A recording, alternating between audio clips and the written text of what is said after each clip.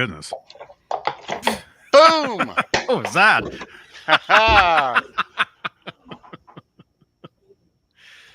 Dang. Hey, this is Fruitcake Tony, and that's Tom, and that's Johnny. And this is Halenville Live. How you doing? Water time. Yeah, water. Lots of water today.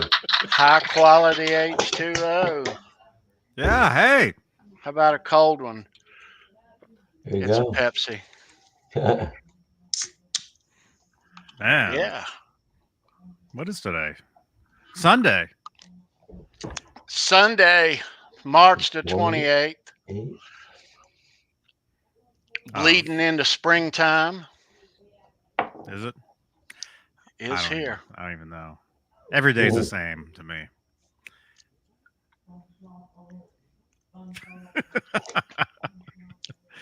What is it? 10 after 10 o'clock where you guys are? It is 10 Eastern time. 10:10. Yeah, a little after 10 on a Sunday night. So it's what, 7:10 there? Do you still have sunlight outside? Is that what that is? Yeah. Wow.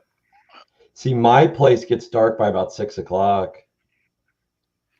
It's the sun goes down here in about 20 minutes. Or it's supposed to. It's supposed to anyway. 7:30 out here in Santa Cruz, California, where it was a beautiful day today. I bet. It was so nice today. I was eating Mexican food in my tailgate in my car in the parking lot. It was so nice today. Couldn't believe it. It just poured rain all day here. Man. Here it was back and forth, sun and rain, like New England weather. Yeah. Cool. Sun and rain and sun and rain. I'm sorry, Daddy. Uh-oh.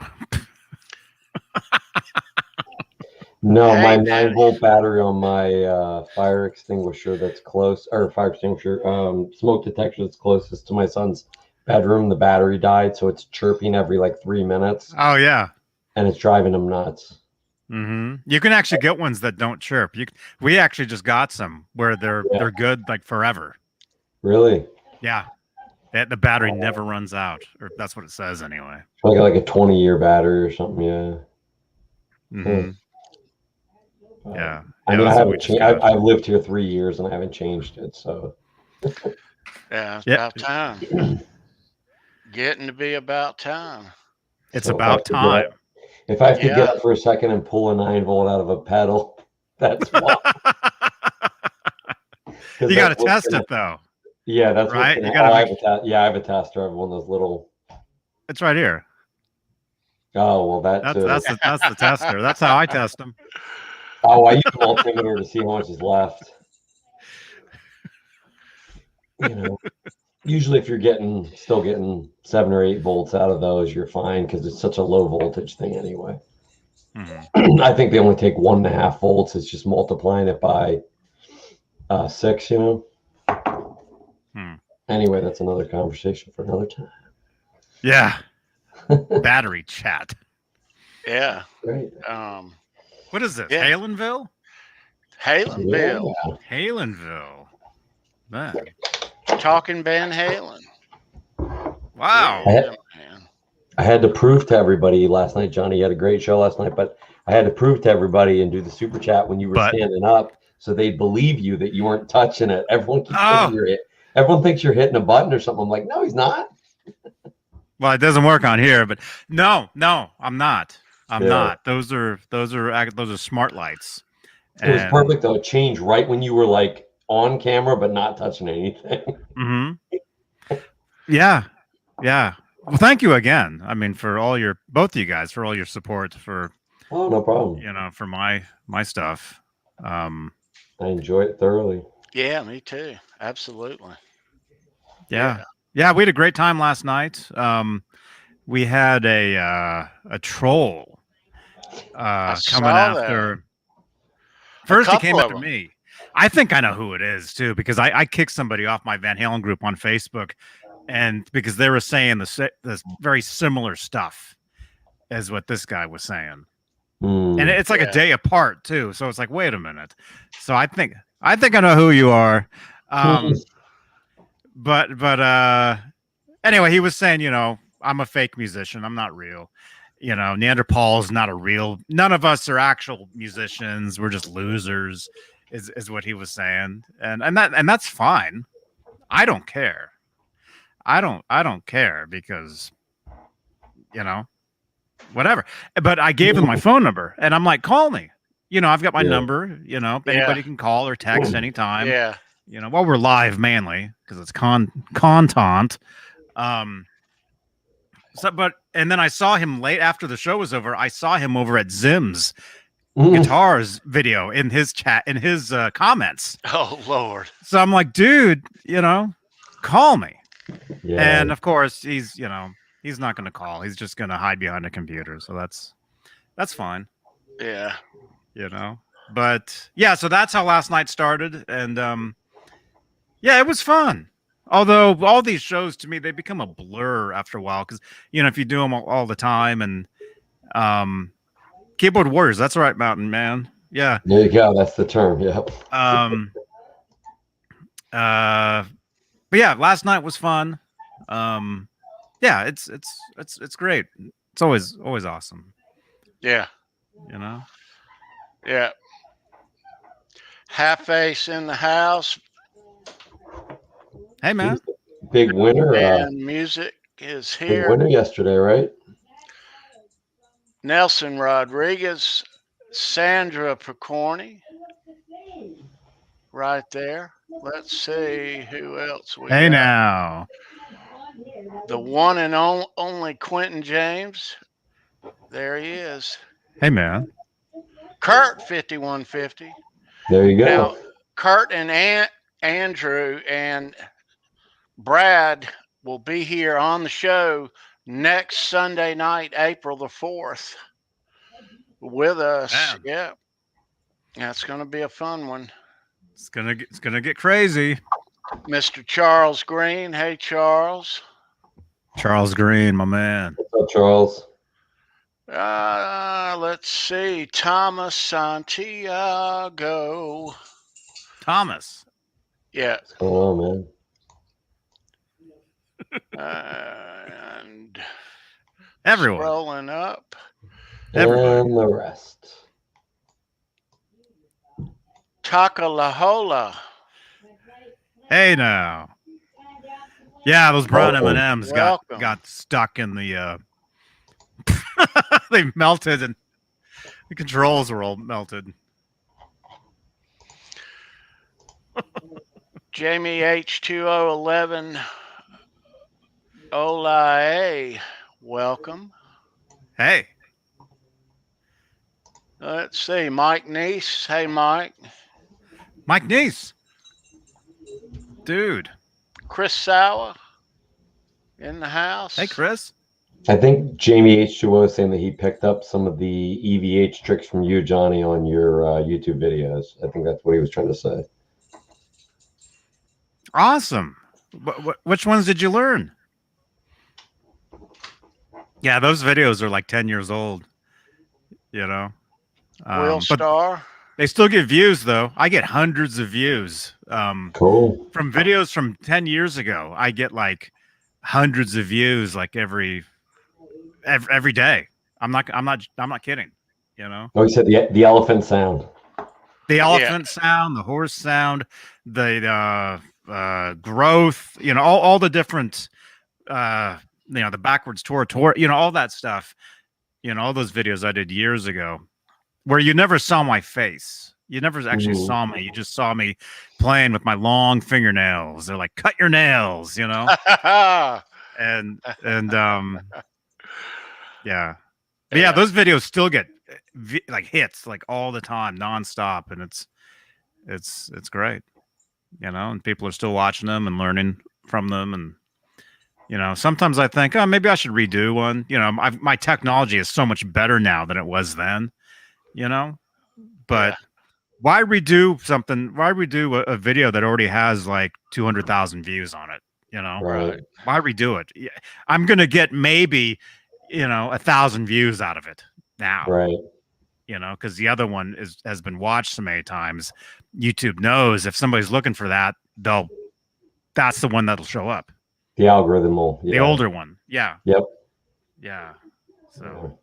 That's the first one of yours I ever saw was I literally put in Van Halen horse sound, and yours was the first one came up. Yeah. Yeah. There was another guy who did one of those before me. Not the horse one, the elephant. The elephant one. Oh, sorry. That was the one. Yeah, I'm sorry. There was another guy that did that one before me, I remember, but he did it wrong. It wasn't correct. So when I did it, that became like I did a first one that was really quickly. My original camera for shooting videos was a Canon, some sort of digital camera, and the SD card I can only shoot 30-second videos.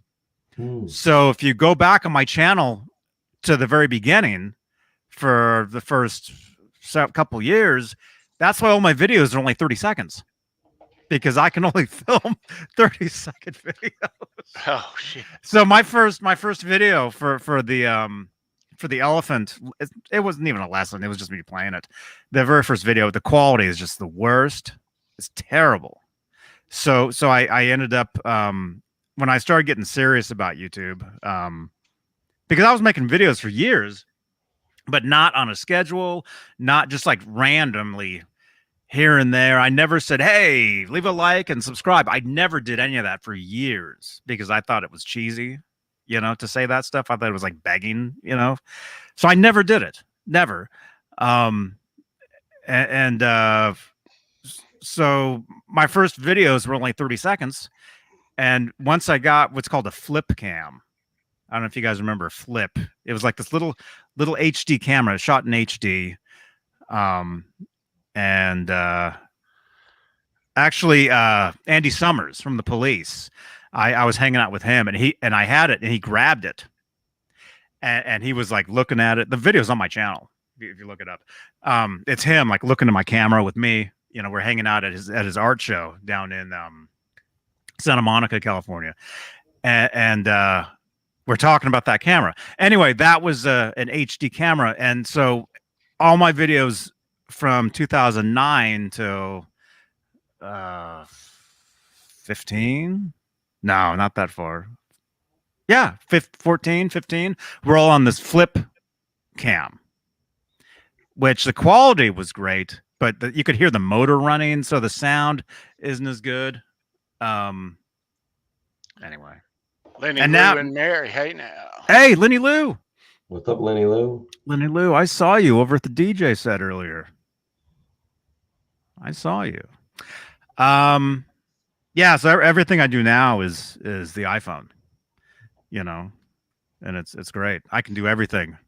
Yeah. I was just telling somebody today. I was helping a friend of mine move his storage stuff out of his storage locker. And to keep this Van Halen related, he has a stack of Guitar Player magazines. And I'm like, and they're all from like 80, 79. Cool. And I'm like, hey, so if you find the April 80, April 80 Enter Van Halen cover, let me know, and he'll give it to me, because I haven't had one for years. Yeah. So that's the Van Halen segment for the next couple minutes. Anyway, I was helping him move his stuff to this other place, and the people there were asking. They saw my logo. I've got the Cobra Kai, the Johnny Beane cartoon. I've got that sticker on my car.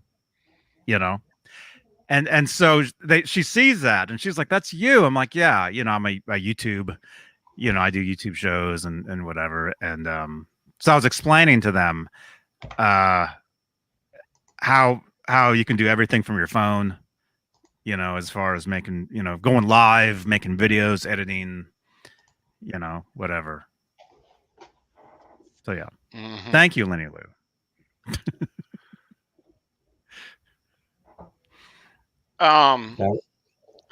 New Van Halen news this week. Wolf gave us a couple of new songs and a video. That's right. Yeah. Yeah, that video was great. Yeah, I mean, the quality. I mean, it was the production, very, very high production. The song is great, but what I love the most is the humor. Yeah, the humor in the video is. Do you think we can fix this? Is great. Holy shit, that was horrible. Can we fix this? Yeah. Great. You got it. Nailed it. That's money. Y'all come on in. I love this though. So where's Wolf? Oh, hey Wolf. Hey Wolf. Where's Wolf? Wolfgay. Sorry I'm late, guys. Yeah, thanks. All the other Wolves were ticked off at Wolf the drummer. That was so great. It was great because he played it like it was different personalities too. That's what was great. Mm-hmm. Oh hey Wolf. Oh hey Wolf. What's going on? Yeah, that was fun. That was good. That was great. And you know, Van Halen wise, you know, to see, you know, inside, you know, 5150, you know, the control room, and I think Tony has some pictures here. You know, to see, you know, behind the board and the guitars on the wall, and it's cool. I mean, just imagine if years ago, you know, I know there was that satellite feed where Van Halen was at 5150, you know, where they did a couple tunes, you know, for Right Here, Right Now. But, you know, just imagine if they had some music videos, you know, like this, you know. I mean, they kind of did. I mean, well, I mean, there was that the electronic press kit that they did for Balance, where they did all the interviews from inside the studio. Have you guys seen that one? Yeah. Right. So all the footage is from inside there, and then outside, and you see Sherman, their Dalmatian run around, and you know. And by the way, the reason I have a Dalmatian had nothing to do with the reason Eddie had one. My wife is the one that found Howie, and it wasn't until sometime later somebody mentioned, oh, you know, Eddie had a Dalmatian. I had totally forgot about that, you know. Yeah. Yeah, I forgot about that till you said it, that he had that dog. Mm-hmm. Thank you. Now, you talked about this, you and Jay yesterday or a couple of days ago, on your show. Now,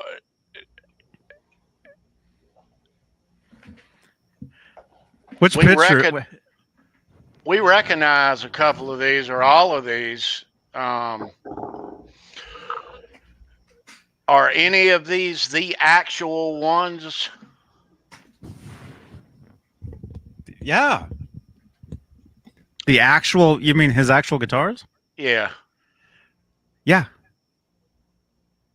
The well, that PV that says 5150 on it, that was his main guitar during the Van Halen 3 era.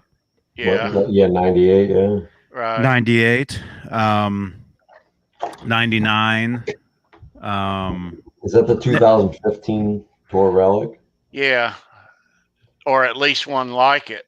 Yeah. Sure.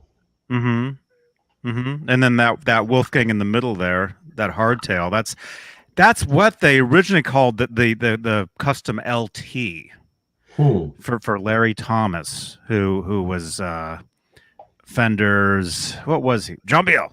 He was like Fender's. He had something to do with Fender, and that guitar, I possibly played that guitar at NAMM. Huh. If that is the same one, I'm not exactly sure because the picture, it's kind of far away. It's possibly, but and the Rude guitar there on the right, the 81 Rude guitar. Is that the actual one, do you think? Yeah. They had that rebuilt. That was rebuilt right before they started doing the Stripe series. Okay. So, according to the Googles, apparently Larry Thomas was Fender's CEO from 2010 to 2014. Okay, yeah. So originally those guitars were called the LT, or when I first saw them, they were And then they changed the name. I think they just started calling them the Custom or something. And then they had other ones. They had the Music Zoo had a series of ones that were like, I think maybe imports. And Nesdal had one for like a minute, and then he got rid of it. Now, these here on the inside of the control room on the wall, the first two on the left are obviously, but the Rasta, who owns the Rasta now, Johnny? The original one is owned by Dweezil Zappa. That's what I thought. That's what I thought. That one.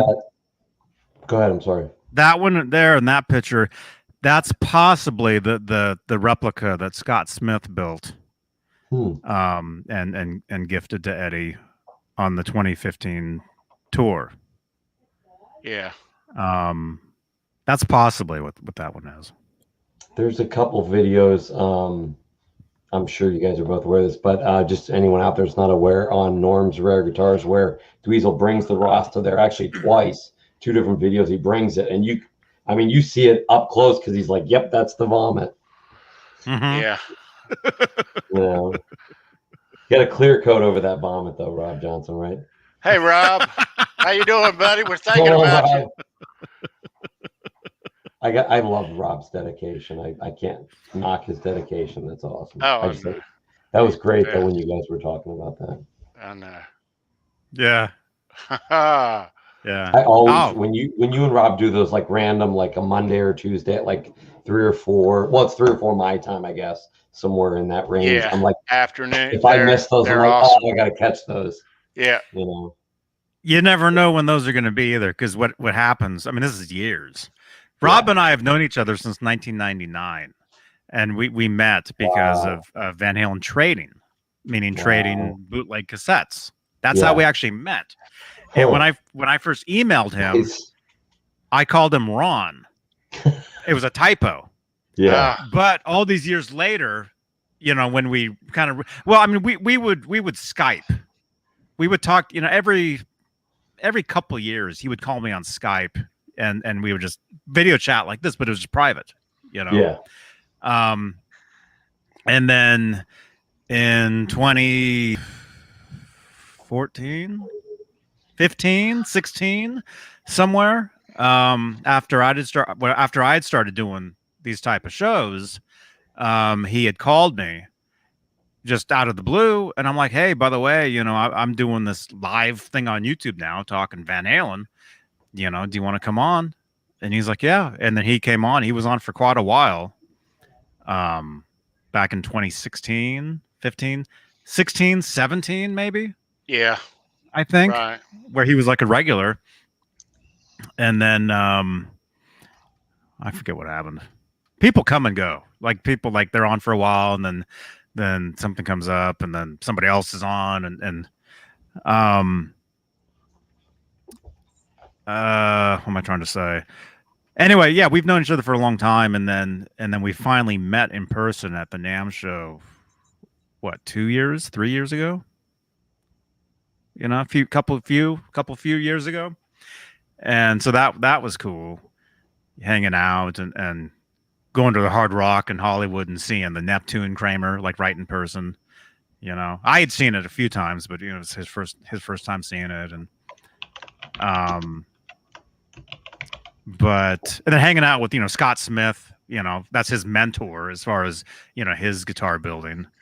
We were hanging out with him, and I think that's when we saw what's his name? Was it that time, or Mitch Malloy? We saw him walk by. Bancuda and I were sitting there eating sandwich or pita sandwiches or something at this food truck, and Mitch Malloy comes walking by, and we're like, oh, there's there's that guy. It'd be cool if you could take all of your YouTube videos since you started doing them and scrape the audio so that you could reference videos by like this name at this point in the video. It'd be nice to be able to do that, but it's doable, but it's very expensive. Mm-hmm. You know what I mean? Like the government does it for spying on people, but well, it's true. I mean, they've admitted to it, but I know they're listening to us right now. Hi, of course, of course. Yeah. But this company I work for, we used to do it for the local police department. We would scrape audio, but it's a laborious process because now there's software that can do it, but it used to be 5 guys in a room or 5 people in a room with headphones. Literally. In a van outside down the block. I mean, you leave out like, repeatable words, but any proper word, if it's a name, a place, a noun, anything, you got to write it down. And it's just lists of words, mm-hmm. With time quotes, but that'd be cool. Mm-hmm. Well, I mean, you'll see after you have a catalog of videos or shows, I mean, eventually you can't remember whatever. And then it's fun to go back and watch a video from a couple years ago, especially, I mean, my dog passed away. So to go back a couple years and see videos of him walking by and stuff, I mean, it's great. I mean, it's it's like capturing, moments, but yeah, after you do these things forever, and I know Rob, he kind of gets tired of like talking about the same, like he doesn't want to answer the same questions over and over and over. Oh, the vomit on that guitar. Oh, I answered that 3 times, 4 years ago, I mean, the thing is, we're always getting new people. Yeah. There's always somebody new watching a new video or an old video. Like I said, I get views on these old videos constantly, for years. And you're always getting a new audience. And so I have no problem answering the same question over and over. I love this stuff. Mm-hmm. I love Van Halen. I love the guitars. I love the history of the band. And like, I kind of, admitted this a while back. I played dumb for a lot of years on a lot of my videos. I let, somebody like Nesdal or Rob talk a lot of the time. And I kind of, unless something was really wrong, then I would be like, no, I would correct somebody on something. But I really played dumb for a lot of years because I didn't want to look like a nerd, Yeah. But after Edward passed, that's when I realized, people are watching this stuff, and they're coming to people like me or us as the people that know this stuff. Right. And now Van Halen is a legend. Yeah. And so now it's a responsibility. I'm responsible for sharing the knowledge of the band, of the gear. And if I'm a dork, then that's fine. That's okay. It's good to be known for something. That's all right. I think it's important. There was a guy that was like a computer expert the other day, and he goes, do you realize that with people not thinking about it, they're storing all their photos, everything on a phone or hard drive? He goes, in 30 years, you're not going to have pictures of your kids, and it's going to be too late. He's like, you got to print those out and put them on something actual media. He's like, you have to tell your kids and tell your friends and pass this knowledge on, because otherwise, if the knowledge, like say, just everything that encompasses Van Halen and Eddie Van Halen and all that is all on a computer somewhere, it can get wiped out overnight. I mean? It has to be in people's brains, and this was an IT guy saying this. He's like, don't rely on the machine, man. That's a bad idea. Yeah. Yeah. Man, when MySpace went away, I was bummed. A lot of people are like, yeah, that place sucks. I had spent years over there. Mm-hmm. I don't, is my profile even still there? I don't know, but I had so many pictures over there on there that aren't anywhere else. I didn't like Facebook in the beginning. And I'm sorry you guys are listening. You guys heard that. The guys in the van down the street. Because Facebook is literally down the street from me. It's not far. Oh, wow. All those places, Facebook, Google, it's all here. YouTube, it's all like I could just drive over there, Yeah. But yeah, MySpace, I thought was great. And then when Facebook, I really resisted Facebook, but then I was in this band at the time, and they're like, "Oh, you got to post on Facebook, this and that. That's like the new thing." And so that's when I jumped on there, and now it's every day, nonstop. I'm on this. I think though you keep up with it better than a lot of other people. I mean, considering that like Tony's 28 and I'm 30 and you're 29. I mean, like we're not young anymore, and it's like keeping up with these teenagers. But I know you're doing like the whole TikTok and all that. I like the way that sounds. Which is good because my son was talking to me today, and he's 14, and he's like, there's not as many people, on Facebook anymore, and there's not as many people. He's like, obviously it's still huge, but there's like the growth of YouTube is starting to plateau and slow. And he's like with the young kids, it's all about like Snapchat or TikTok. And I don't get that, but it's like you had the foresight to get that that's where a lot of stuff's going. Oh, I'm on top of all that stuff. I always have been. Awesome. That's cool. Especially if you have your own brand, Johnny B TV, by the way. You have to stay on top of everything. And now, do you have it all set up with like a .link so it will give all your? That's what this is. Well, that's why Johnny Beane .link. That'll take you everything. Well, everything currently where I'm pushing people is all right there.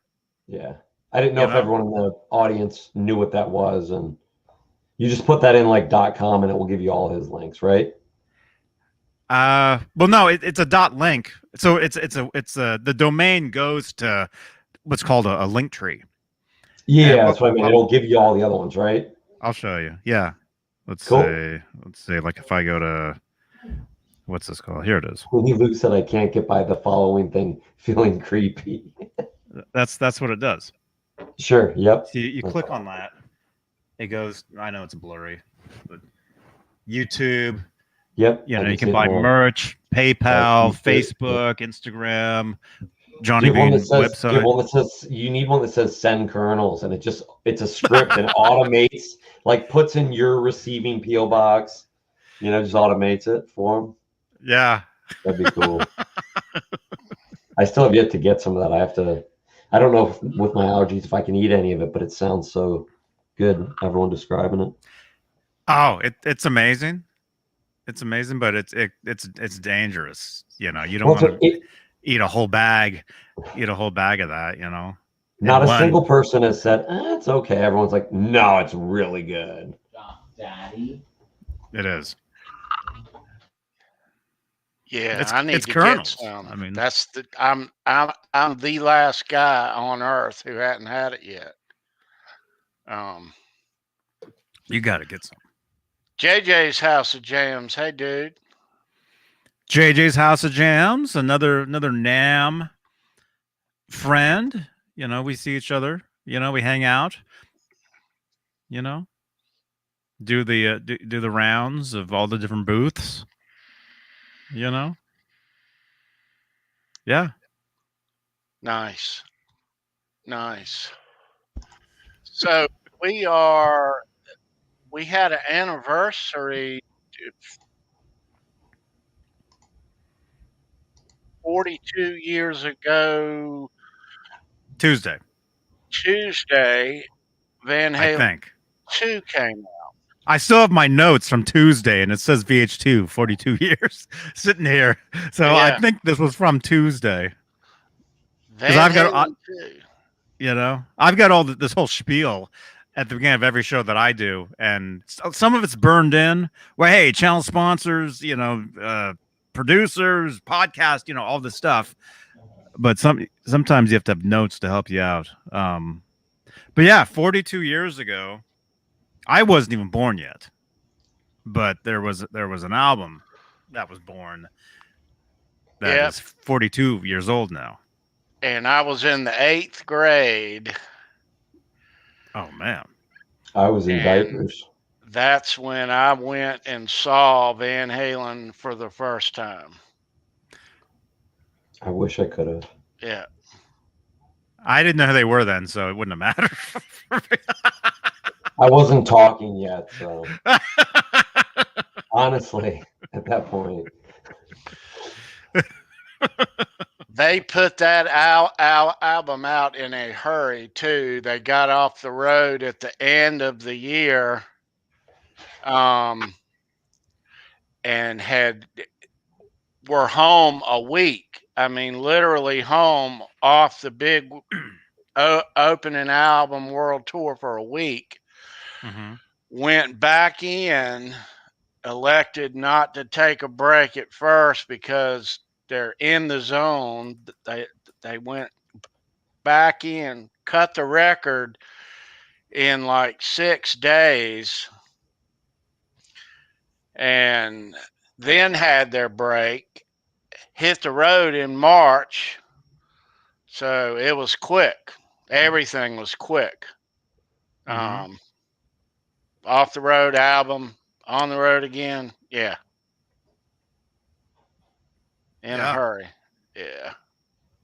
Yeah, that's a good problem to have, man. Yeah. For sure. Yeah, I knew one song off of that album, and I think that song actually appeared, how I heard it, it appeared on like a K-Tel type of compilation album, you know what I mean? Yeah, something like one of these. You got it? That's not the one. That's not the one, but it is a K-Tel. Yeah. Yeah, right. The reason I have this one is because it has Pretty Woman. And look at that front. That looks very, very. What else kind of looks like that? It looks like Tokyo. It looks like or the that right there. The ship. Yeah. It looks like the live album cover. Yeah. Is that Tokyo? Huh? No, it's a train. No. I mean the one behind Tony.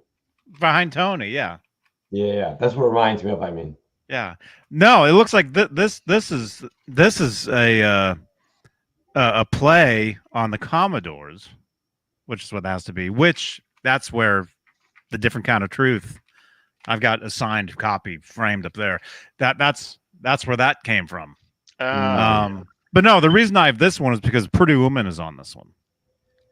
Right. And so it's the actual single. Meaning that if I was to put this on and play it, you would hear you would hear the bass drum to Pretty Woman that you don't hear on Diver Down. You know, unless you have this or the 45 single, you never hear the actual beginning to Pretty Woman, because a lot of people don't know Pretty Woman was actually recorded before Intruder. It was released as a single. Wasn't long enough, right? Right. And then on the album, they made the video, so they needed more music, and so there's Intruder. But when it goes right into Pretty Woman, that was two different sessions. That wasn't even the same. So that's why if you listen with headphones, like all of a sudden the drums are a different mix. From Intruder into Pretty Woman, the drums are drastically different. Yeah. Yeah. Very but it works. But yeah. it works. But you know that the songs were recorded opposite. You know, and there was a lot of time in between. It has a cool effect though, because the change in the drums really like sucks you into that start hard. You know, like it boom. You know, it hits even harder because of you know the variation there. And the song actually starts with just a bass drum hit. It just goes boom, da, na, na, na. That's how it actually starts. Yeah. Yeah. Anyway, that's why I bought that tape years ago. Yeah. 20 something years ago. Yeah, I didn't know who Van Halen was. Boston had their album out a year or so, and then they had that next album out, and they came here, and it was like I was asked to go. Like, yeah, sure. And the Outlaws, Van Halen, Poco, And yeah. So I went and bought Van Halen 2, and then I went after that, went and bought Van Halen 1. But that's where. Wait a minute. I've heard this story. That's what Butch was telling us. He was saying that he bought Van Halen 2 first. Yeah, me too. And then Van Halen 1. That's what I did. Yeah. So what's that like? What's that like? Well, because for me, I bought Van Halen 1 before Van Halen 2. But for me, it was even more of a shock because I bought 5150 and then Van Halen 1. You know? But to me, it was all the same. It was all Van Halen. We knew that one song, and it was on our radio too at the time. Dance Van Halen Night Away. Dance Night Away. Okay. Yeah, so that's what we knew. It was on this other compilation album, and I went and watched them. That's all I knew. Mm-hmm. Is that one song, and I've got some shots of that show. I didn't take these, but this is from. You took them from somewhere. Yeah, but I didn't take them. This is from June 1979, Raleigh, North Carolina.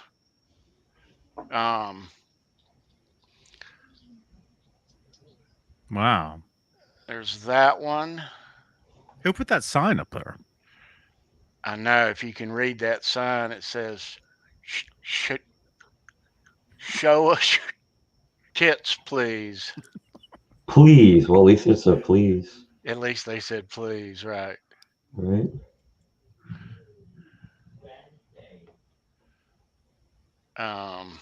Like, I don't know about that sign. Well, okay, add please on the bottom. All right. Okay, that'll work.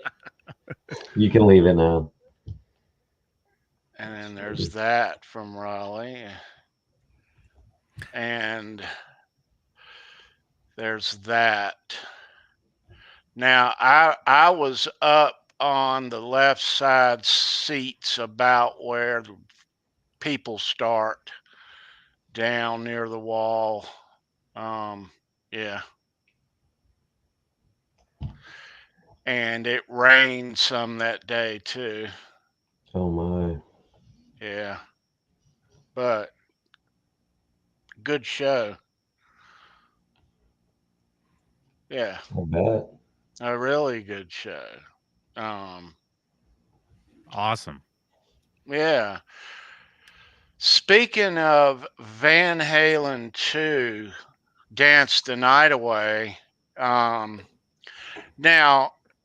as a lot of you know, Steve Rosen, who is a rock journalist that has the historic Eddie Van Halen interviews,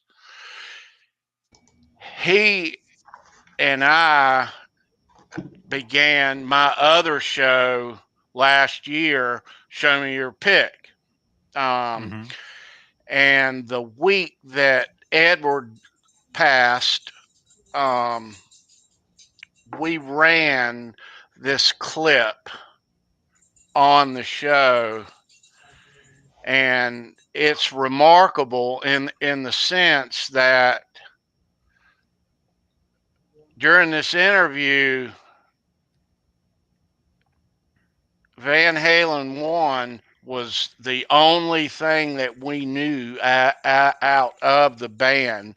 But if you listen, Eddie plays a song that they had just written a couple of days prior that wasn't even out yet.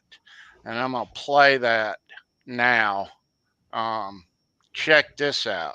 All right. Now, bear in mind, this was during Van Halen 1.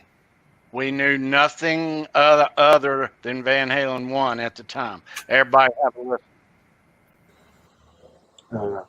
Well, that last thing that you heard with the poppy one, That one we just wrote like 3 days ago in the studio. I just had this riff. Actually, here's how it used to go.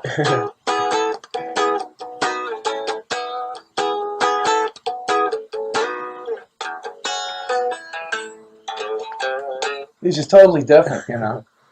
And well, we just cut the fat off, you know, made it simpler, and everybody goes, "Hey, it's called Dance the Night Away."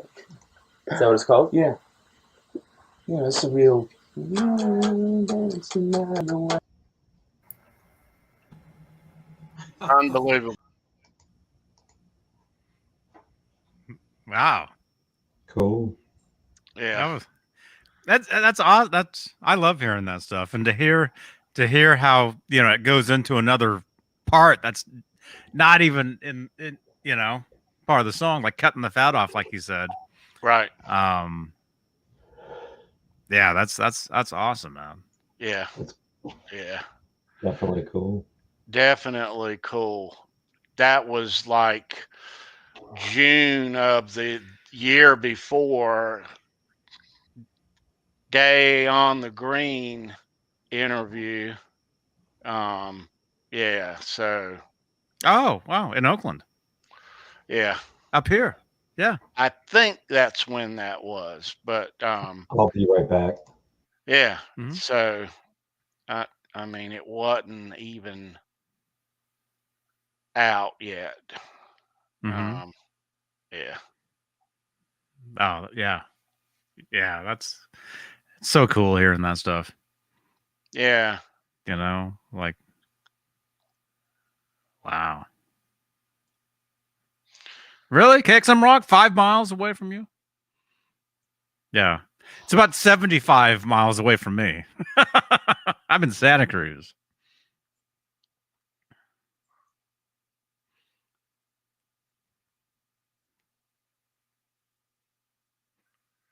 Yeah.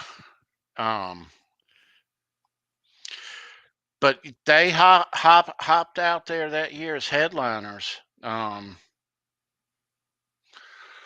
which at the time, I don't know,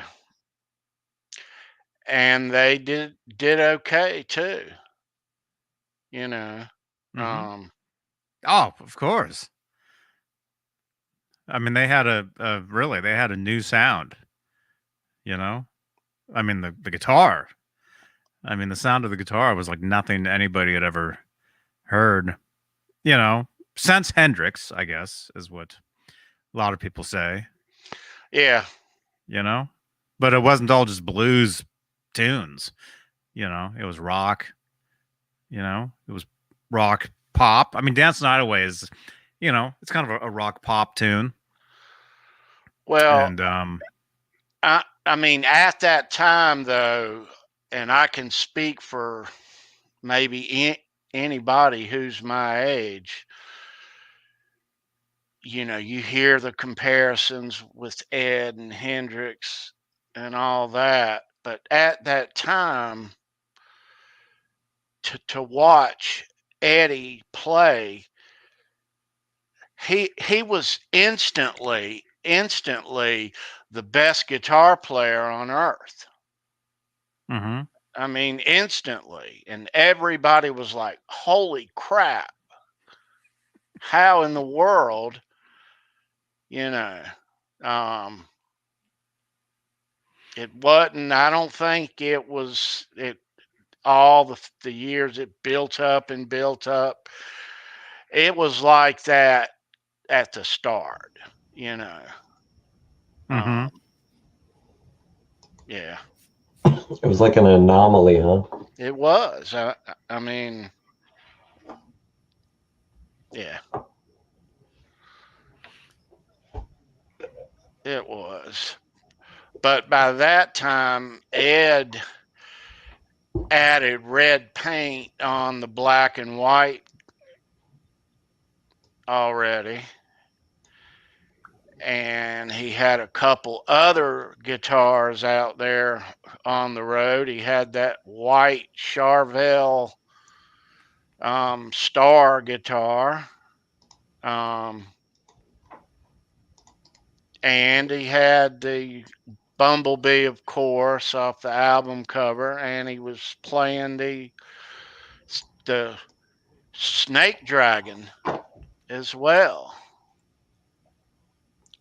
Yeah.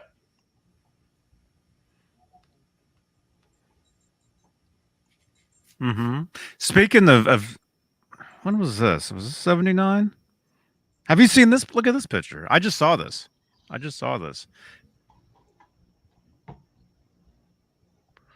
Yeah, it looks like I noticed that just this afternoon. You saw that? I think Scott posted that. Yeah. Yeah, it looks like Eddie like playing with the Echoplex. Oh, it looks like a Music Man head. Yeah. See the logo on the bottom, the black logo on the bottom left. Yeah, I know it's blurry, but yeah, and look at these chairs. Oh wow. Yeah, I saw those. Yeah. That's cool. I just saw that. I just saw it just now. Very cool. Yeah, I noticed it this afternoon. In your group. Yeah. Yeah, it's getting bigger, man. We're probably growing by like 1,000 a day now. Oh wow. We're at over 37,000 now. 176 people want in right now. Wow. And then we have automatic. There's certain people, if you meet the criteria, you can just join, right? And according to the stats here, we have 1,000 new automatic members, 1,000 plus, 1,000 plus, and then 176 want in since I let everybody in like a few hours ago. Now this one, Tony, it said that was the mysterious Strat body for most of the Van Halen 2 recording sessions. And it has the Mighty Mite red phenolic bobbin single coil in the neck position in that one. So I don't know if it was just, another one or if it was the same. Look at the width of the body, though. That could be reflection, though, because there's a light reflecting down the middle of the thing. It could be an optical illusion. It does look thicker, though, from that angle. It does, which leads me to think what? Bumblebee. No. The guitar he hated. Wider body. The Unchained guitar that which later became the Rasta. Yeah. It could be, but he wasn't using the Floyd Rose then. And the reason he had the bodies made thicker was when he was using the Floyds. Because he thought the Floyds gave him a bright, like a brighter sound. So he compensated for that by having a bigger body built, a thicker body. And I think that guitar, where's John BL at? I think that's the Van Halen 2 session right there. What's is it Women in Love? He might have used that guitar for the intro to Women in Love. Yeah. The tapping, the tapping intro. Yeah. Because it's single coils. And you can hear that it's single coils for the intro. Yeah. It's a different guitar from the intro to the actual when the song starts. It's two different guitars. Yeah. Yeah. And I got to run for a sec. I got to shut the chickens in because it's dark. No worries. I'll be right back. All right, Mr. Tom, you want to elaborate on that for him? So the neck was at least believed to originally be from a Dan Electro. So it was originally on a Explorer copy body. I'll have to ask Johnny when he comes back. He was saying when we were off the air, he was mentioning that what brand he thought it was. But anyway, It was then on the Stratocaster, which we were just showing before talking about. And then after that, it was on the white body, which I just showed before. On the Star guitar or that yes, Charvel, yeah. On the Star guitar. Now excuse me, I'm losing my voice. The other one that at that time, if I can get this to share correctly, which this is my favorite picture, this famous picture. This is probably not the best one to choose, but the Snake Dragon guitar, which, you know, if you know this picture with the neck hanging off of it there, but you can see the body anyway. That the body of that Explorer is believed to be what was carved into that, correct? Of the Explorer he showed earlier. Yeah. Yeah. Right. Yeah. And then of course the Star guitar. Where'd my picture go? Oh no, I can't find it. But let me see if I can pull it up again. I'm sorry. See if I can get the. Now that began at White. Yep. When they hit the road, and that opening show, that YouTube show that all of us watch, Fresno show, that's the opening night, and he plays that Star guitar in its white pre-painted state, and he plays the Snake Dragon that night. Oh wow.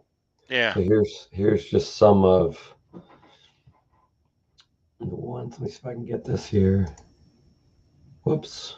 I got too many windows open here. There we go. I can pull this one up.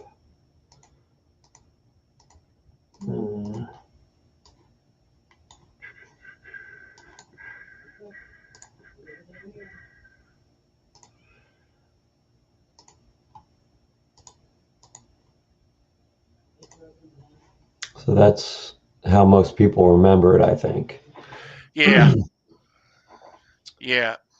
But yeah, I was trying to find one of the, let me see here. That one. I was trying to find one of that first one you were talking about before it was painted, but I can't find a photo of it. Yeah, it's just white at the beginning of the tour. Keep looking. I think most of these are the later photos.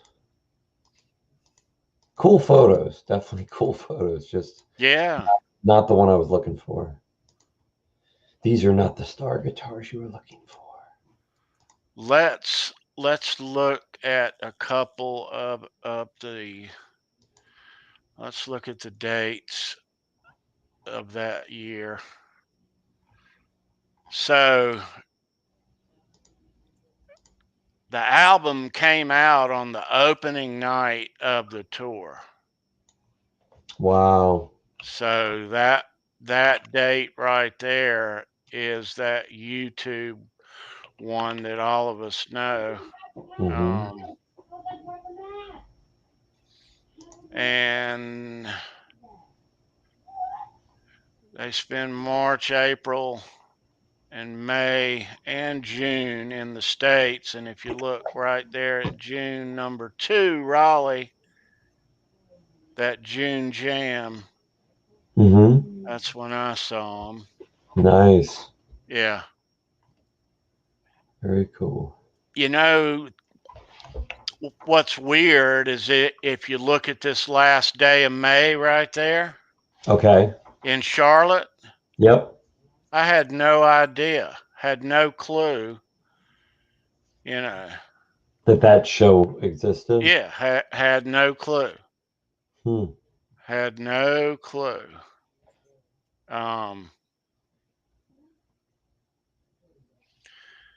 Yeah, and they had a couple of multi-band outdoor dates on that tour. And then they go back to Japan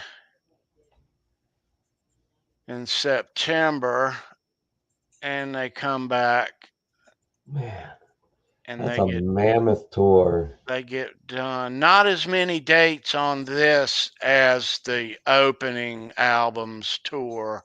Oh yeah, that one was crazy long. That wouldn't, yeah. But a good number of dates, and as headliners too. Yeah, You know, for sure. Yeah. So, yeah. I thought for sure someone would have a still from that. I think I might have one. From where? A shot of Eddie playing the Star guitar when it was all white before it was painted. There's video. Yeah, there's video. I was hoping there'd be like a screenshot from the video, but and it has a Strat neck on it. Gotcha. With a Strat headstock. Oh crap.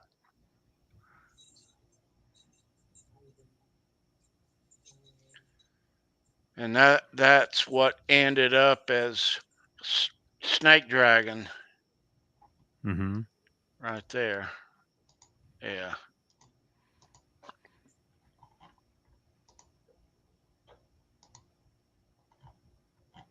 Who's texting me?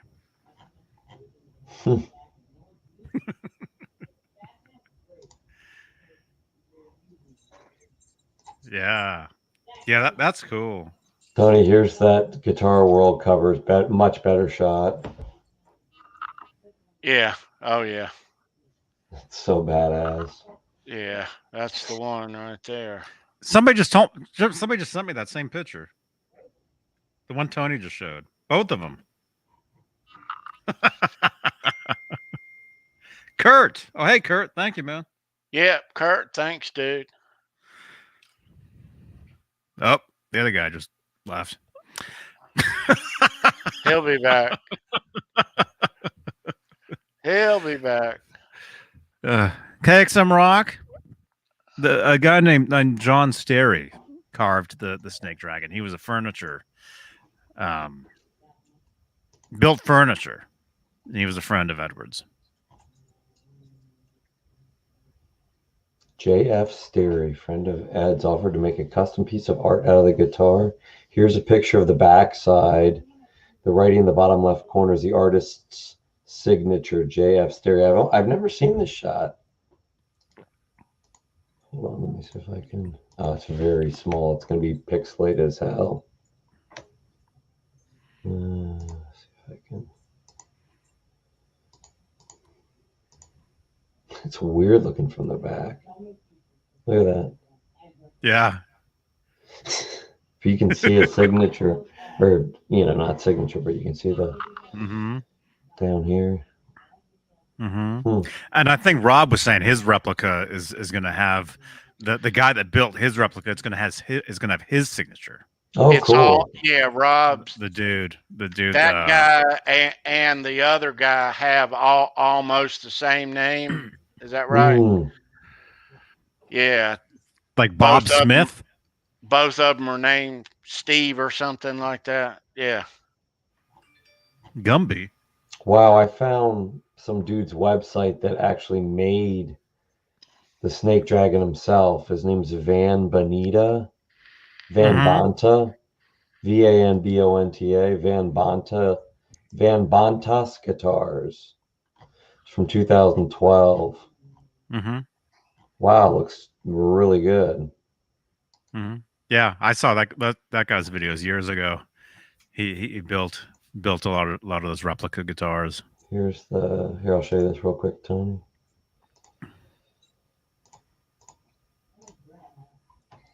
Like he hand carved it and everything. Dude.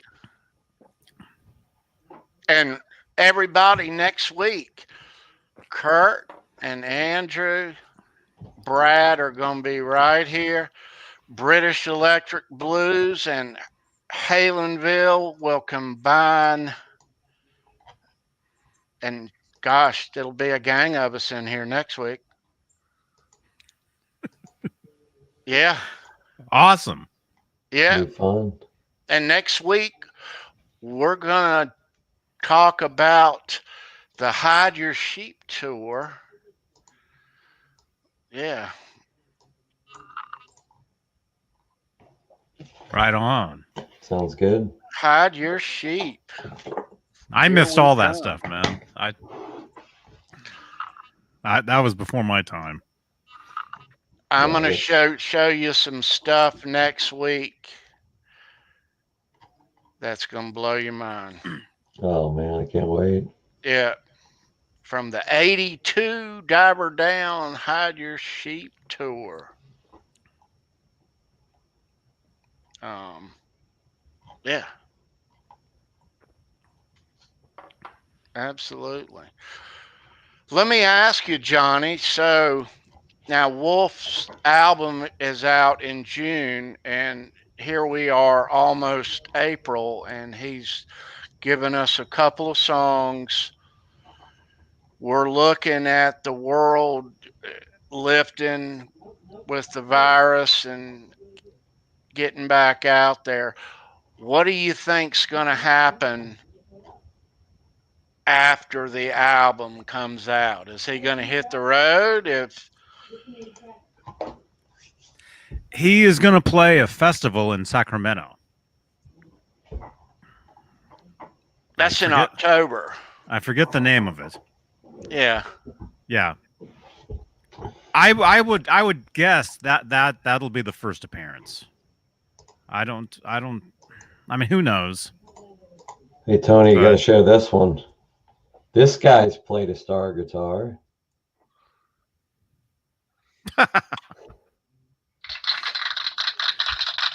Wow. There you go.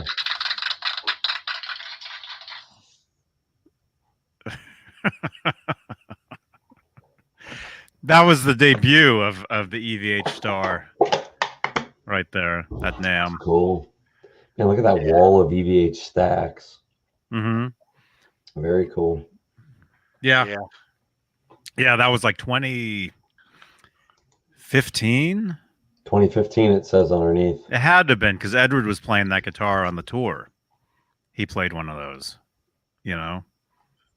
During the later part of the 2015 tour, Edward would come out with a EVH standard, you know, the circles, which I used to have one, the star,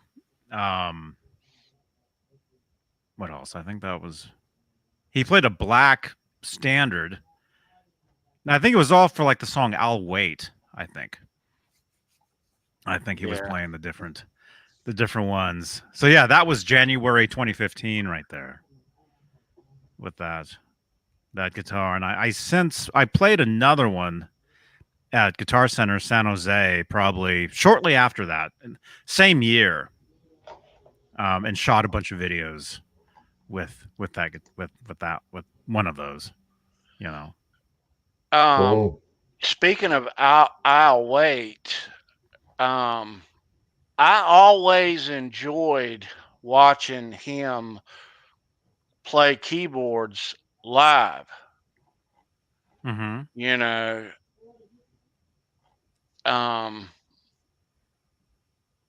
and I wish you were there, man. You saw them in '84, right? Yeah, but that year in Jump, the only thing I didn't like is when he played the guitar part on keys, which if he had, he could have done both, I think. I don't think so. You don't think so? No, because it's too quick. The transition, that solo on that record is spliced together. That's two different takes. It goes from the regular part, and then the tapping overlaps slightly, And then to go from there into the keyboard part is too quick. He could have picked back up in that next, I think, but I don't know. But the thing is, when a band plays a song live, it's rehearsed. It's rehearsed. It's worked out.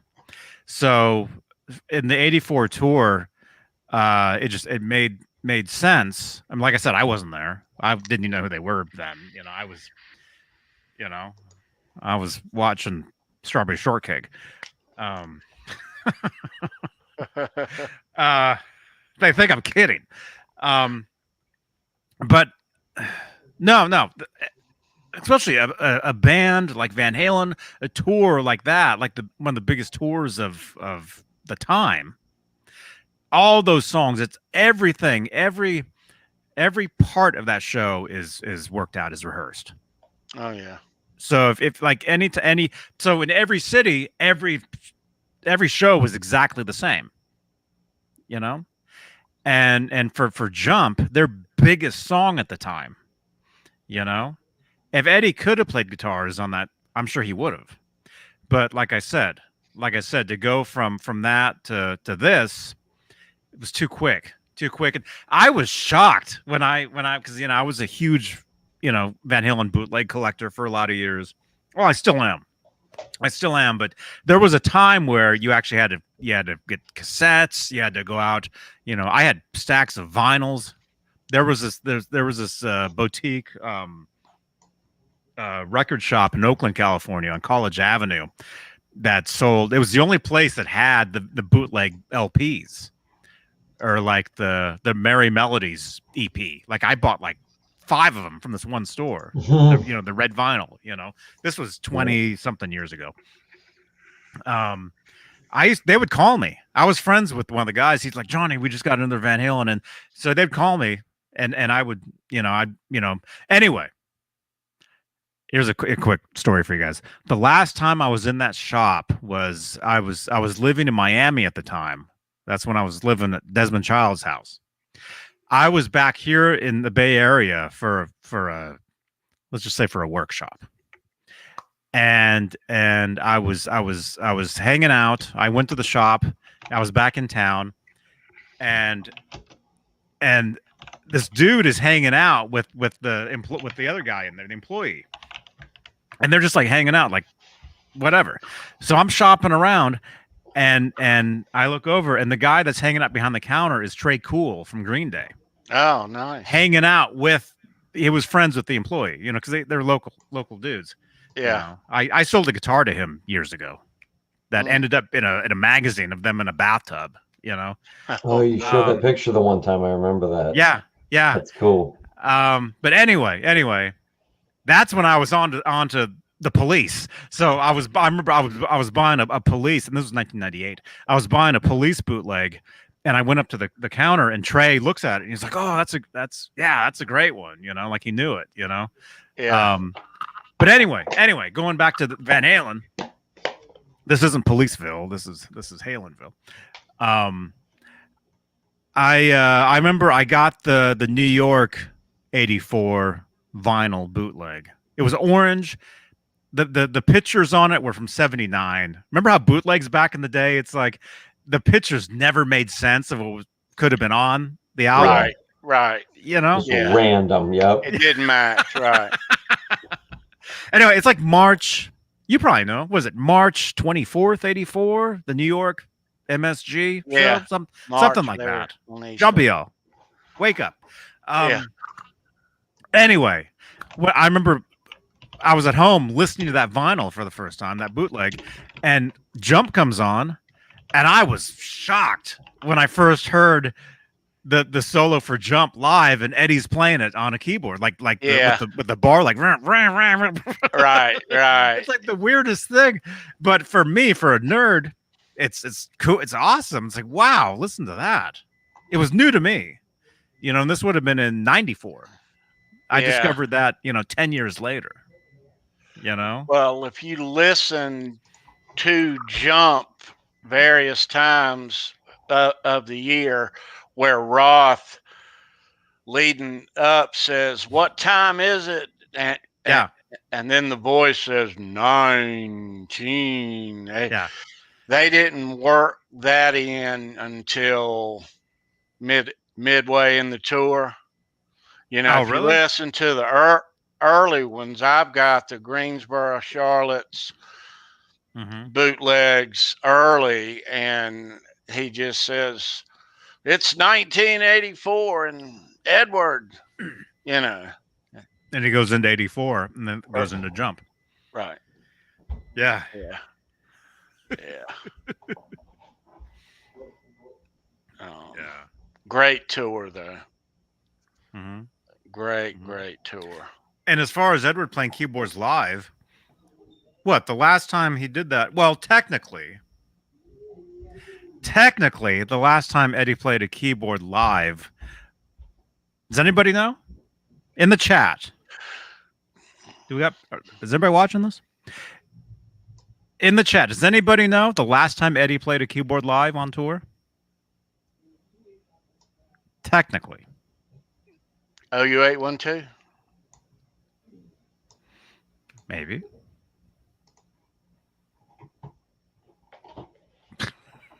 I think it was. I don't think he played anything in Carnal Knowledge. Lenny Lou. Lenny Lou has it. 1998. Oh, he did. For a very short time, they wheeled out a grand piano, and Eddie played "How Many Say I."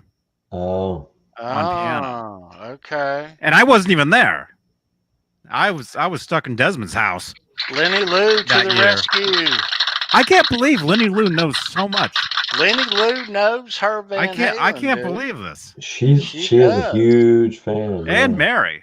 I think Mary knows her Van Halen too. I think Mary knows, and she's like, "Lenny Lou, you better answer. It's 1998. I told you, Lenny Lou. I told you, put it in." Okay, I put it in. Fine. She's like, "And give me credit too."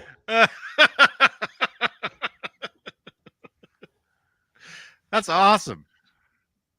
That's awesome. So technically, that was the last time, I think. John Beal. I think, but Lenny Lou knows how many say I, and it came from the ceiling tour. At some shows. It was only like the beginning of the tour, and then they scrapped it. It wasn't very long. I saw them that year only once on that tour, and I can't recall that at all. What's up, Laz?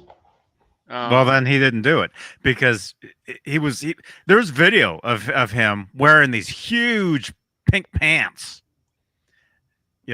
like cords. Laz. What's up, Laz? Yeah, he sang and played. Yeah, but before that, you had technically 5150 was the first time he had the keyboards on stage and the guitar together, right? Although, here's a question. I can't remember this. When they played Jump on 5150,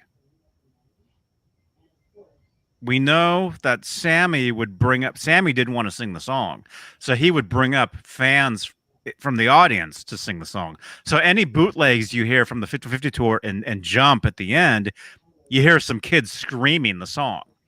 Right? I'm trying to think though. Obviously he's playing the keyboards. Did he play did he do what you wanted him to do in 84, meaning play that and then play this and then go back to that? That's a good question. That's something I haven't heard. Here's my Obi-Wan Kenobi. I haven't heard that in a long time.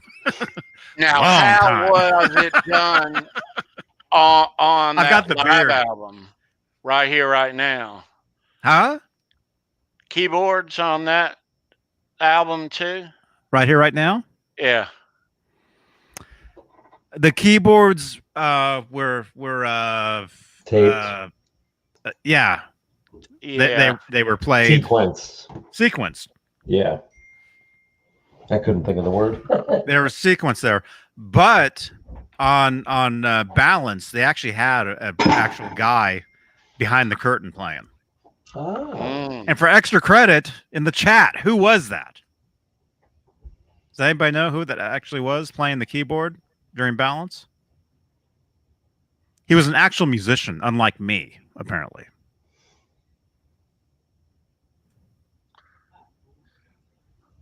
Or do you guys know? I don't know.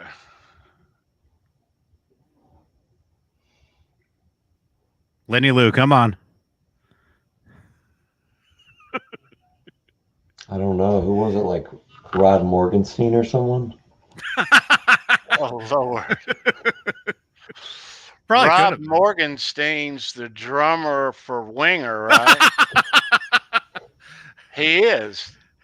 Then you're thinking of like Rod Taylor or something, wasn't that? Rod Morgenstein plays drums for Winger. I met them. I met them, and when I talked to Rod Morgenstein, I said, hey, you know, how come? I'm like, is it true you're always smiling when you play drums? He's like, yeah, have a great time. You watch those Winger videos, he's just smiling. That's all he smiles. Yeah. You know? I'm sorry. See, I was thinking of the band, the Dixie Dregs, and I'm thinking of the wrong member. T. Lavitz. You know the guy who plays bass and keyboards? Played with Steve Vai? No. Greg Rule, is that right? No. Paul Schaefer. Was it? They would bring Paul Schaefer out. You know, he'd be their guest. Paul Schaefer would be on stage with them every night if that was the case. Okay. John BL. Where's John BL? I'm trying to think. Hint, Johnny. Okay. Well, he was in a band. Greg Rule twice. Yeah, it wasn't him. Okay, he was the bass player in wait, is this true? He was the bass player in was he the bass player in Montrose? Or not in the beginning? Sherinian? No. Derek Sherinian? No. No. Jordan Rudess? Here's something you guys don't know. Derek Sherinian is responsible for me being the admin of the Van Halen group that I run. Wow. That's true. Because the guy who was running the group before me, he wanted to get rid of it, and he wanted to give it to me, but he made a post saying, "Hey, should I give this group? I want to nominate Johnny Beane to run this group." And Sherinian, he was in there, and he's like, "Yeah, give it to Johnny." He's actually from here, the same town where I live. He doesn't live here now, but he grew up here. That's cool. He comes back here on holiday. So I used to have him as a friend on Facebook, but he unfriended me for some reason. But I would see posts of him just like down the street on the beach. That's cool. Okay. No. Fitzgerald. What's his first name? The guy that was with he was with Sammy for a lot of years. You guys know him as Night Ranger. The original keyboard player for Night Ranger, not the guy they have now, who I'm still friends with on Facebook. I want to say Fitzgerald. His name was Alan Fitzgerald. Alan Fitzgerald. He was the guy behind the curtain on the Balance tour, playing the keyboard for the keyboard tunes. Yeah, there you go. Montrose and Night Ranger. Yeah.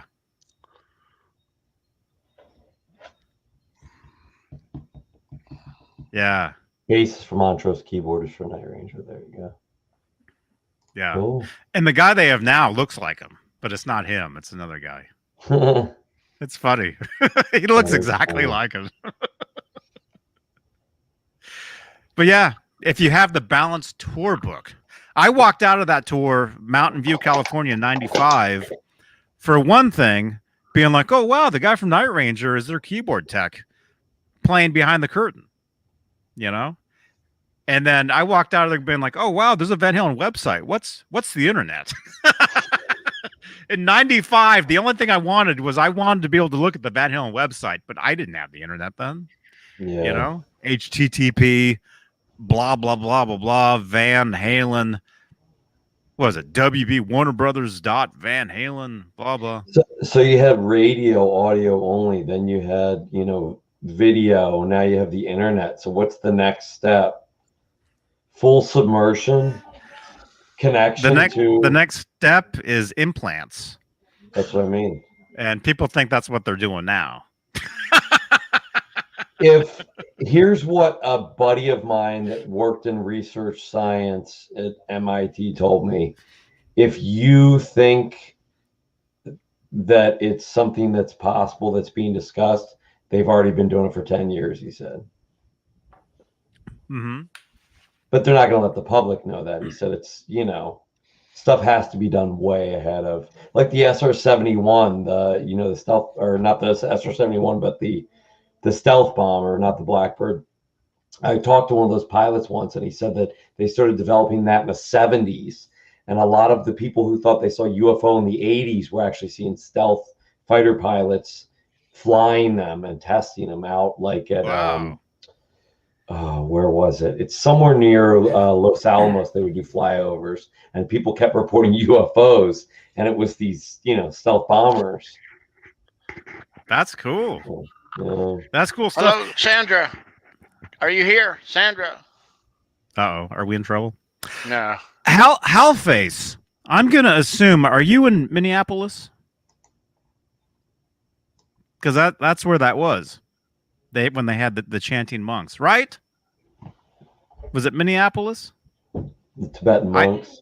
I saw that on MTV back in the day. There was a clip of that, and then now the whole show was on. There's a bootleg online, and you can see. They're see that. Throat singers, right? In this last half hour, if anybody in the chat wants to hop in here and say hello and talk Van Halen with us. What if we want to hop out? We can hop out too.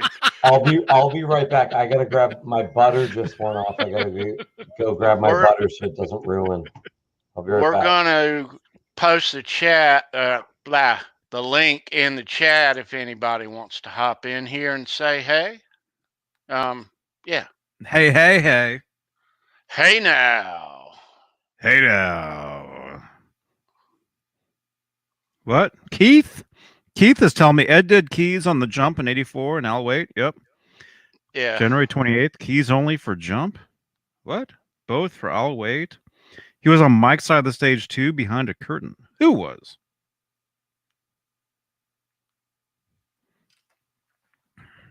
Man. On Mike's side of the stage. Speaking of being on Mike's side of the stage, let me ask you this, and we'll talk about this next week on the Hide Your Sheep Tour show. But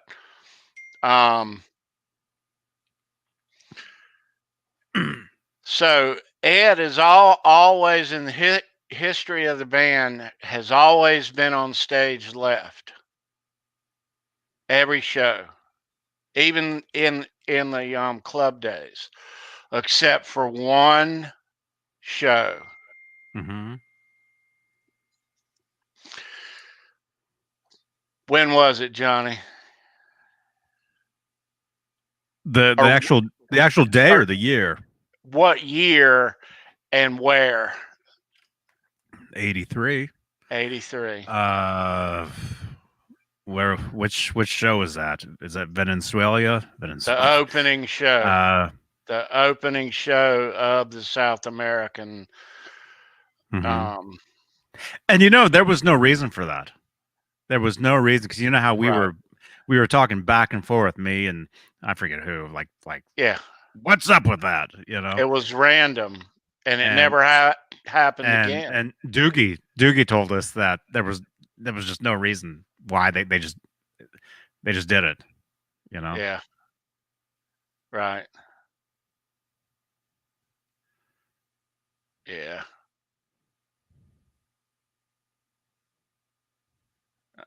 Yeah.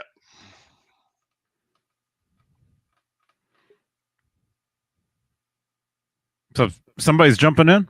Yeah. Just let anybody jump in. Like the weirdest. No. We got to know you or kind of know you. But let's say hello to Music Therapy Laz and Roxy.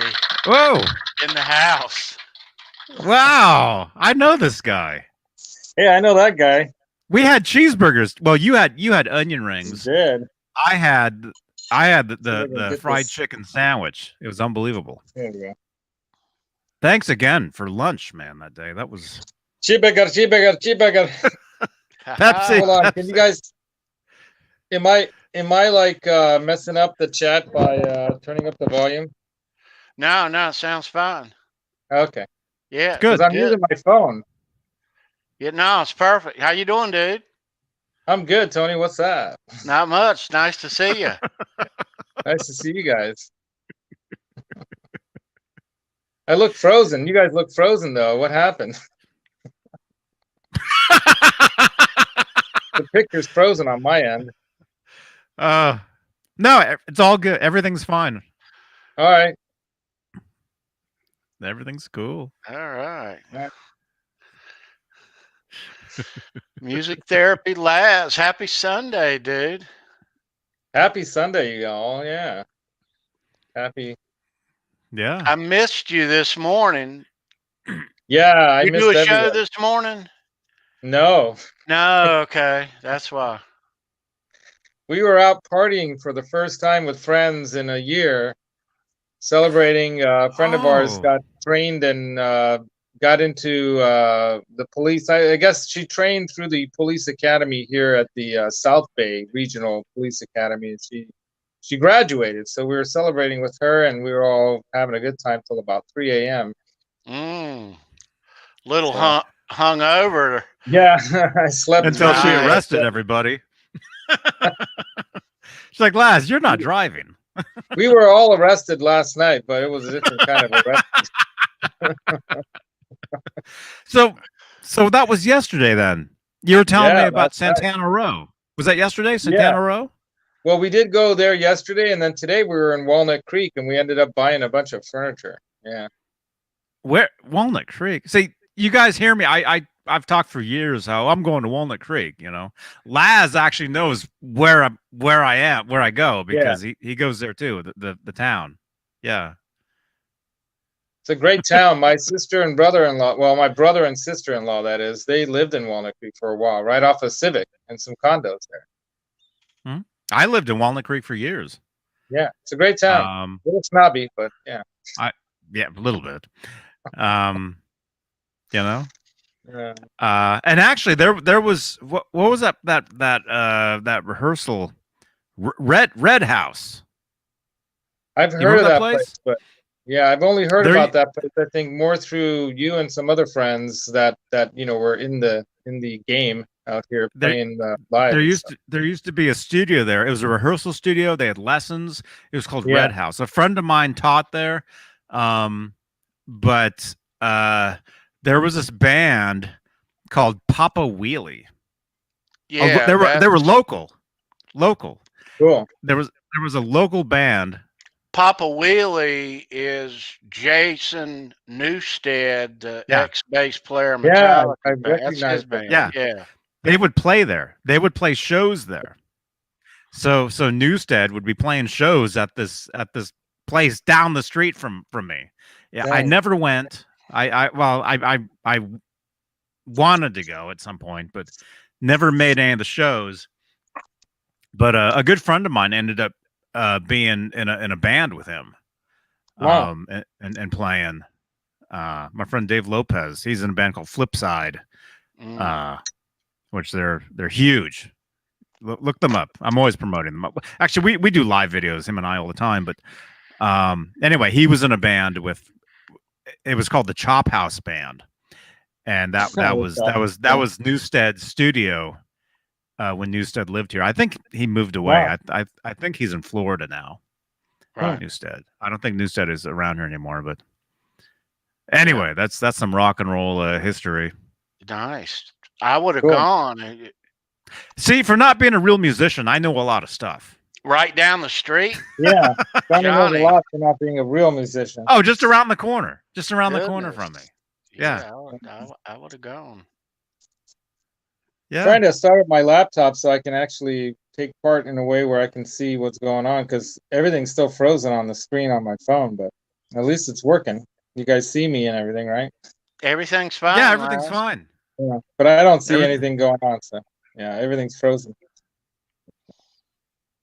Man. I'm gonna try to switch over to the laptop once it starts up.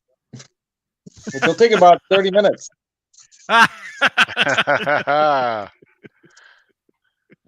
So what are you guys talking about tonight? I just jumped in.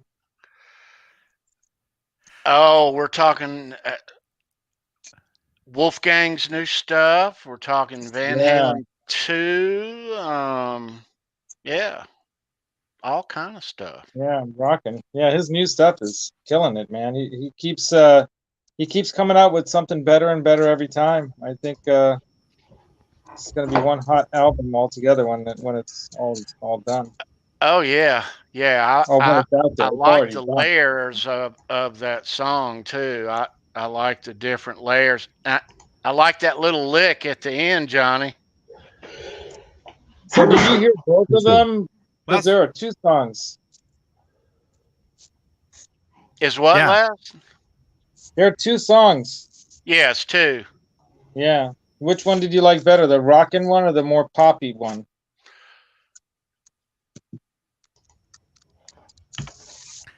I liked the I guess the poppy one. I guess you're saying.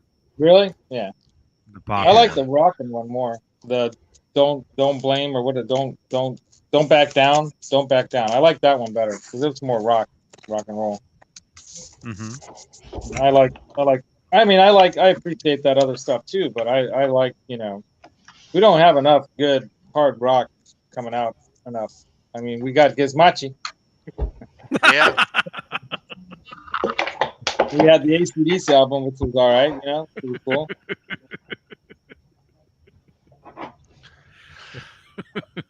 I think Wolf's going to give us a very correct mixture of both. I agree. He's a smart guy. You can see he's got a lot of his dad's smarts too. It's not just about, rock and roll and what everyone else out there wants.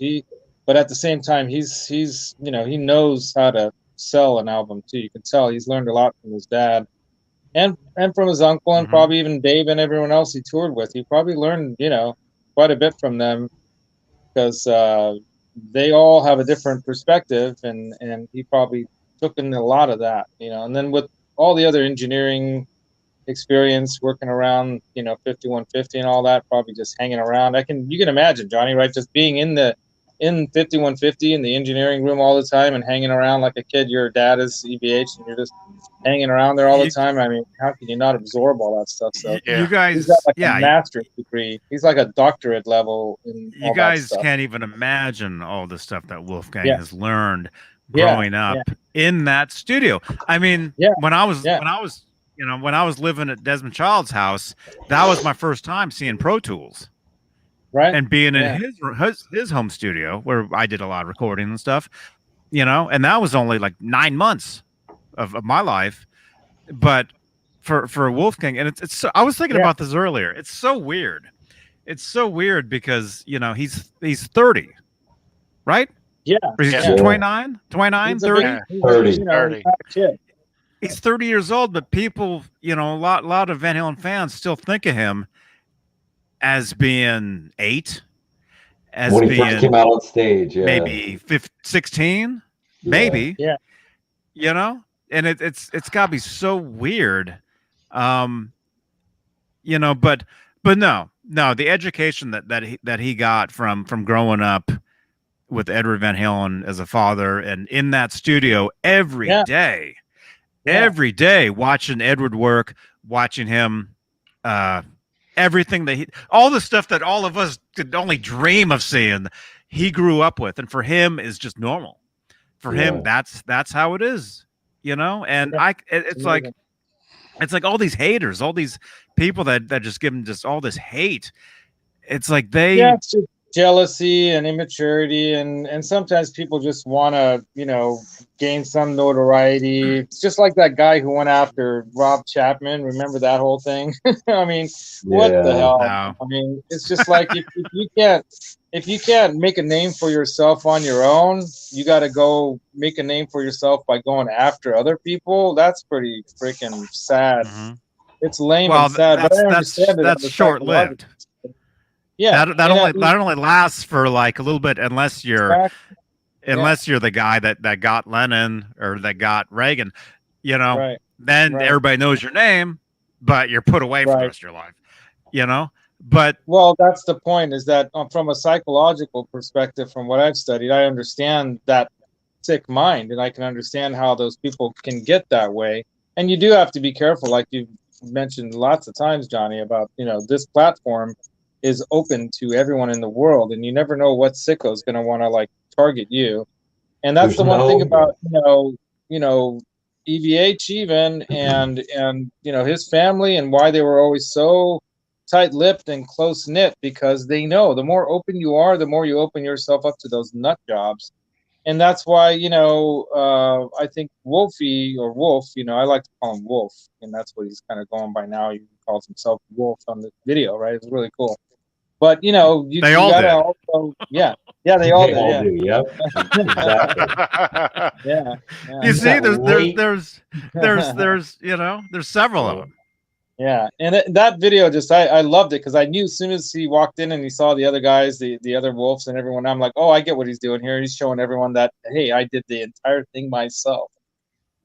You know, and it was really cool how he did that, but he did it in a funny way, so that way he didn't come across like a jerk, and he came across funny and self-deprecating, but at the same time in a really good way. I mean, the guy's, like I said, he's a smart guy. He's smart. Yeah. And man, that's the other thing too. That's the other thing too, is he's a guy. Yeah. He's a guy. He's not a little kid. Like all these old school Van Halen fans think he is. And they just don't, you know, there's you know, and me running a Van Halen group, I see it. I see the weirdness. They don't respect him as an adult man. You know? They see him as like a child, right? Well, you could say that. I mean, my oldest kid and him are the exact same age, so it's tough for me. And I watched Wolf when he came in the band, so I don't look at him as a kid. I don't look at my kid as a little kid.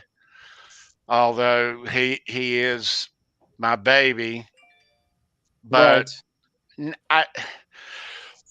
what I like about Wolf is when he's in middle school, he's like, "Hey, Dad, let's call Dave and ask him if he wants to jam." That's cool. Ed's like, "You call him. I'm not calling him." Okay. Dave Roth, Wolfgang Van Halen. You want to come over and jam? Sure. Okay. Yeah. All right. Bye. Dave calls Ed. Is like, "I think your kid just invited me over." Ed's like, "I didn't call you. Call him." Hey, Ned. I didn't call you. Call him. Call him. He's your problem. Yeah. You know, because Roth was just a problem. I mean, hate to say it, he's a problem. Who was it? Was it one of the guys who had photographed like Eddie a lot, or someone who had been around Dave Lee Roth a lot? It was the question that someone had posed a week or two ago about, would you rather hang out with Sammy Hagar or hang out with Dave Lee Roth? And the answer was, I've hung out with Dave Lee Roth. And that's what happens when you don't have a family, you don't have normalcy, and you sit around and just like drink wine and do coke. Like, it's basically what he said. Right. You know, he's like Sammy Hagar has a wife, kids, a mortgage, like a normal. Well, he probably doesn't have a mortgage, just paid off, but like a normal, you know, life for being that famous. You know, he's like Sammy every time if it's hanging out with the person. Sammy's fun. I've met him many times over the years, and every time I met him, he was just super cool. And he's the same guy. He's the same exact. You know, when I met Eddie was just normal, just a normal dude. I think I think too. You look, David Roth comes from like a rich family that had money. Eddie and Sammy Hagar had an alcoholic father. Mom never had money. Dad drank all the money away. Eddie's family obviously didn't have money. I think they appreciated it more because they struggled. You know what I mean? Probably, but I think there's also the other side of Dave was that, you know, his initial intention was to become famous, and he wanted to be a famous person. And a lot of those people, they have this, you know, rose-colored kind of a view of what it means to be a famous person. And when they actually attain that, they find out that it's a kind of empty life in some ways.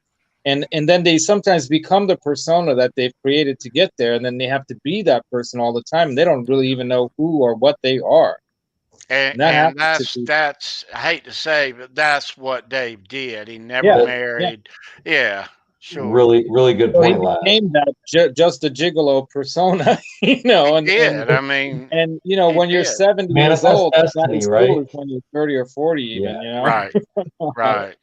Yeah. Hate to say it.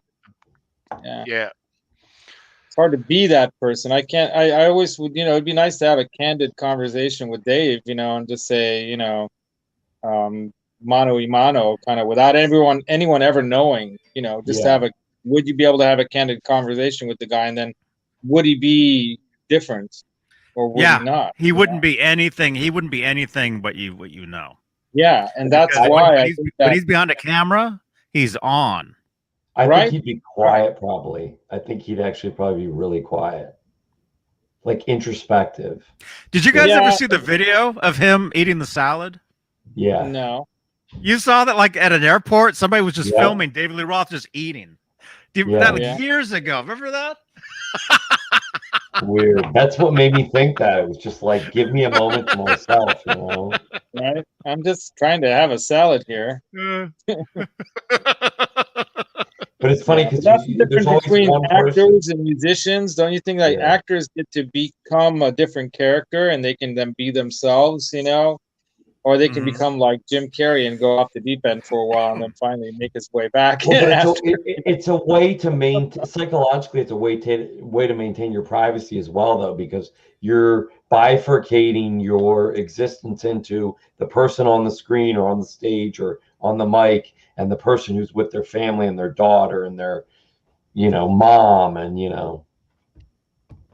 So let me ask you this, Johnny. Now, it obviously Wolf had a lot to do with him getting back in the band at that time. Wolf made the call, picked a lot of the songs, but he would put that out there. I remember on Twitter. I don't know if it was that first tour or the second one. He would put out posts saying, "Hey, what songs do you guys want to hear?" The fans. He really wanted the fans to have a say in stuff that they played. You know, very cool. If Wolf wasn't there in that mix at that time, in the 8th and 9th grade, you know, I don't think they would have got Roth back. You're right. You know, I don't think that would have happened at all. I think they tried. I think they tried. That's what we've heard. Like back in 20 years ago, 21 years ago, in 2000. I think they tried doing some stuff.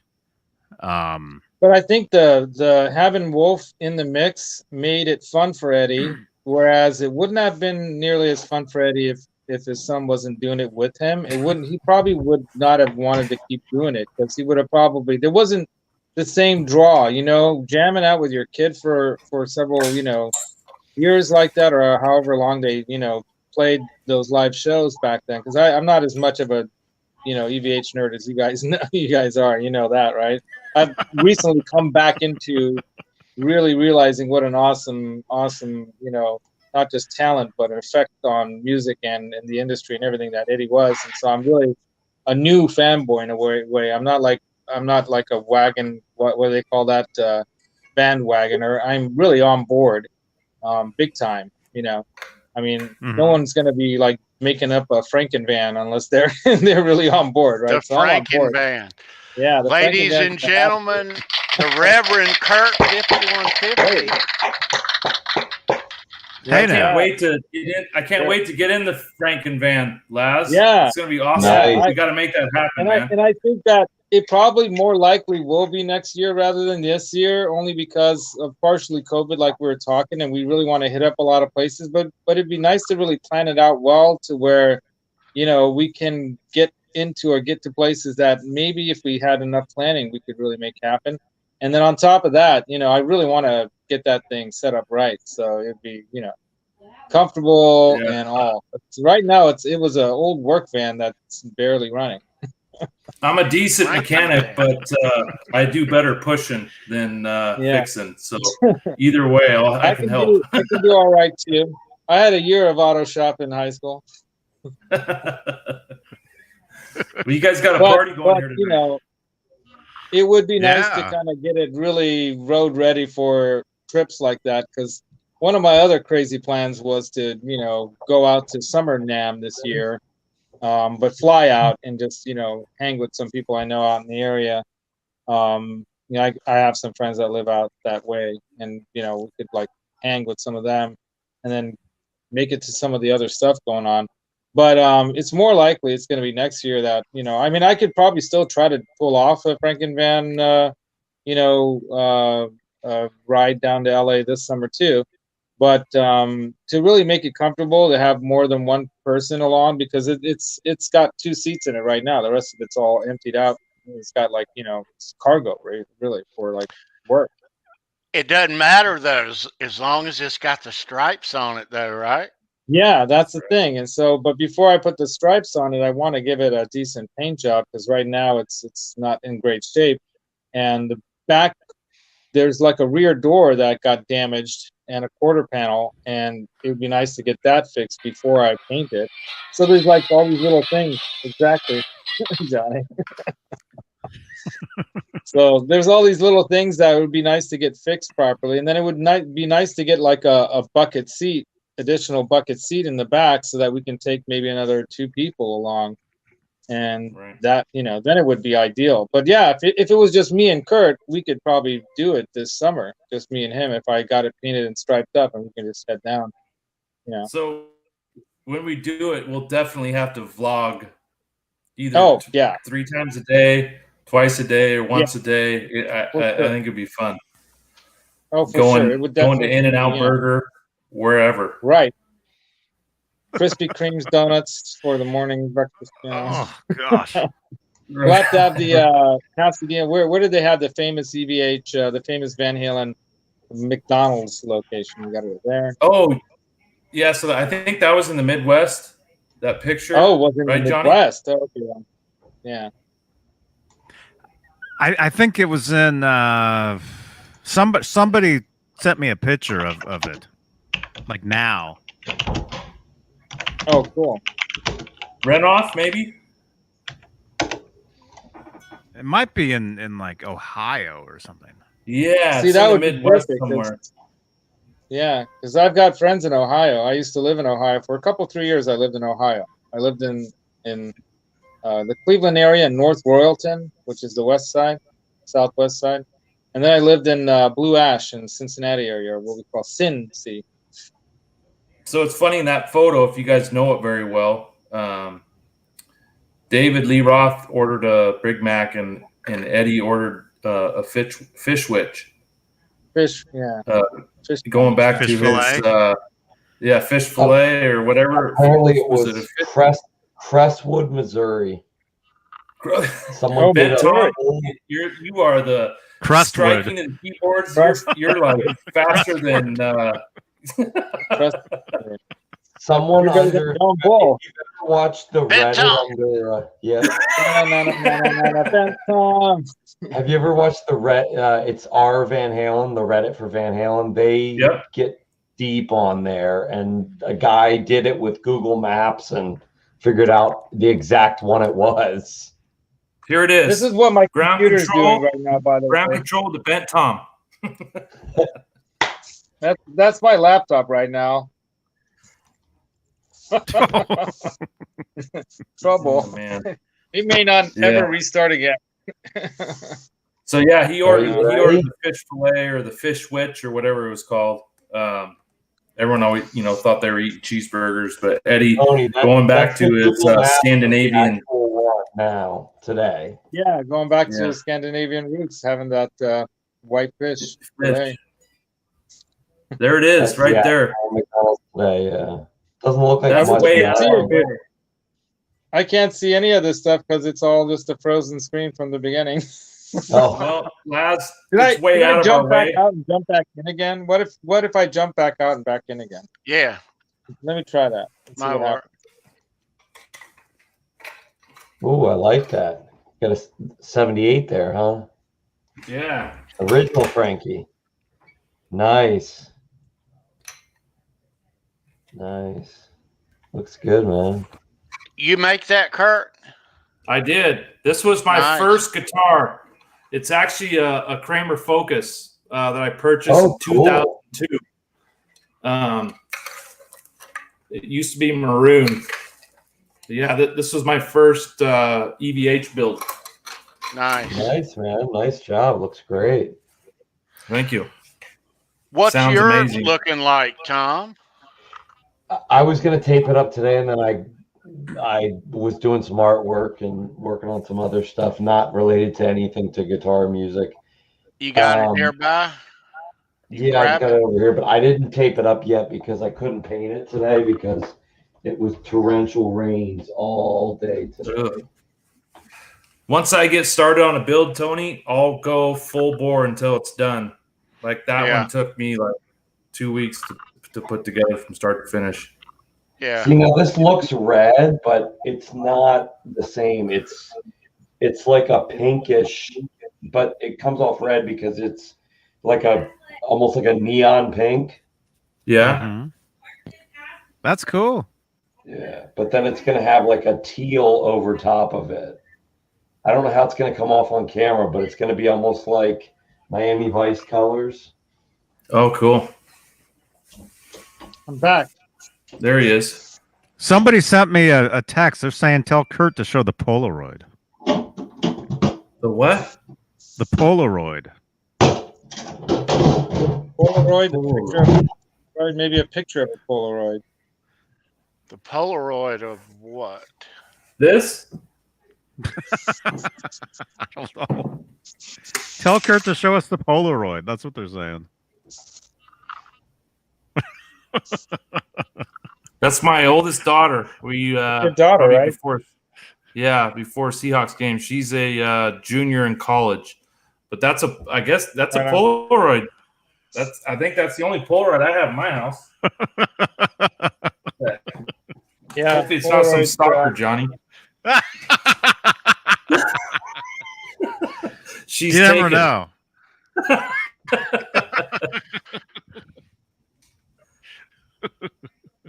Well, Tony, this is awesome. You got like 5 people on here on a Sunday night. Well done, man. Well done. Yeah. For sure. This is awesome. Nice to have you guys. Yeah. Thanks, Lenny. Yeah, dude. Absolutely. Yeah. I'll be right back. And next week's going to be lots of fun. Yeah, I've already started preparing for. I've already, got the sheep pen buttoned up. I got all the sheep hidden, and I'm ready I'm ready to talk 82, 83. Nice. So, and Tom, after you left last week, I popped on for a quick 20 minutes. I was trying. I saw when you came on. And I knew it was going to be good, and I was trying to stay awake, and I was out. I watched it the next day though. It was good, man. You guys had some good chats. Yeah. Yeah, thank you. Next week's going to be fun. Yeah, 82. I got a lot of stuff to show you guys next week too. Yeah. And Laz and we're going to try to do something maybe next week, right? Thursday. Yeah, Thursday. What time is good for you? I was trying to find out from you, like, what works for you time-wise. Well, Johnny doesn't have a show, correct? Nope. I mean, I think maybe after 5, if that works for you. Yeah, that's what I was thinking. You want to do like 5:30 or 6? Let's do it. All right, let's do like from 6 on, and then we'll go for at least an hour, and we'll see what else happens. Yeah, for sure. Maybe Johnny will join because his wife's out of town, so he'll be bored all week again. He might want to join. I don't know who else might want to hop in. Yeah, but I don't know if you like the idea of the topic I was sending you. You know, I thought we'd call it the Mod Squad and go into doing something where we're talking about all of our upgrades and mods we're doing to guitars, including EVH stuff, and kind of just go into the whole EVH influence kind of guitar modding thing. You can talk about like EVH, influence on that, and because you've got all that knowledge, right? You're a historian, as you told me, on that stuff. So we can go into the history of EVH's, motivations and how he affected other people to, trick out their guitars and do things different, and how we're all doing it. We're copying his guitars, but it's crazy the things that he's pioneered, I guess we could call it, right, Tony or Tom? Like he's pioneered so many things. And every day I learn something new too. I was reading an article yesterday where he got that Tasco Del Rey. Is that how you say it? His first guitar? Tasco? Yeah. Tisco. Yeah. Tisco. He didn't have an amp. They didn't have money for an amp, so he would lay it on the coffee table and strum it because it was louder that way. Mm-hmm. Yeah, it resonated through the wood. Yeah, I do that. I do that too. I never plug into an amp ever.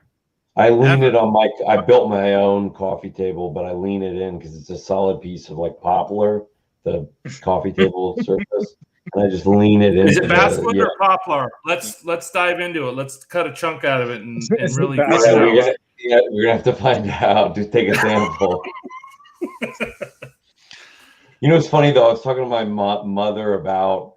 It's basswood. I was not talking to her. She was about basswood. I was talking to my mother about the Frankie and what it was actually made of and the weight of it and what pickup it had in it. No, I was talking about someone else about that kind of stuff. And my mom says, my mom's very, she's Catholic. She's very religious. And she said, they wouldn't dissect the Shroud of Turin to prove whether or not it was real or not. If you're a believer, then it's real. And I was like, all right, that's cool. I'm done. Yeah, shut your mouth. Well, like if you believe you might not have been to some of them, Christian mega churches where they do go very deep into all this stuff, and they sometimes take it so freaking literally that it becomes wackadoodle, So, there's different kinds out there, but I think it'll be fun to talk about that stuff. Kurt, what do you think? And we can try to create a little something different. Because I know like Dave does his own like gear talk, and he talks about, equipment and gear and has like guests on that knows a lot about that stuff because he's a builder himself. But we could talk about it from our perspective, which is like, not so much the pro, but more the novice modder or builder. Like this is going to be my first guitar I'm modding is this Strat. I finally pulled the strings off it the other day. Still haven't had time to clean the fretboard and round, but it's got a cool fretboard, right? Alfaro. Cool. I think that's what that is. Cool figurine. Right? Yeah. But look how nasty does I don't know. Modding it how, Laz? Well, I'm taking these pickups out that came originally. I think they're Alnico 5 pickups. I'm taking this out and putting the Vega trim in there.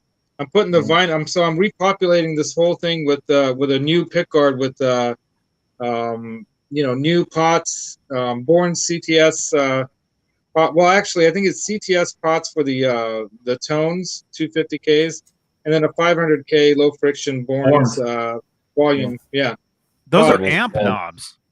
They are. This is Those called are a amp black knobs. top. Yeah, Yeah. it's a black top Strat. It's one of the alternate reality series from Mexico.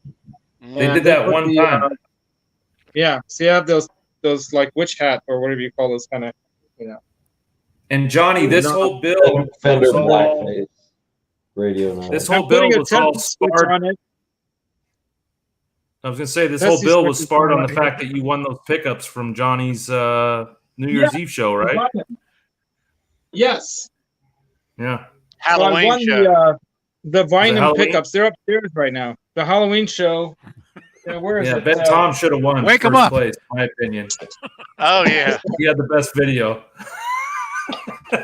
That won it for me right there. You still have that. That's cool.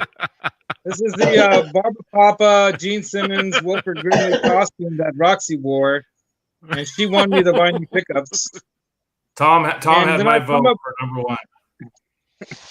I've come up with a new idea as well, a new invention, you guys. I'm gonna make what's called a clip-on tuner cozy.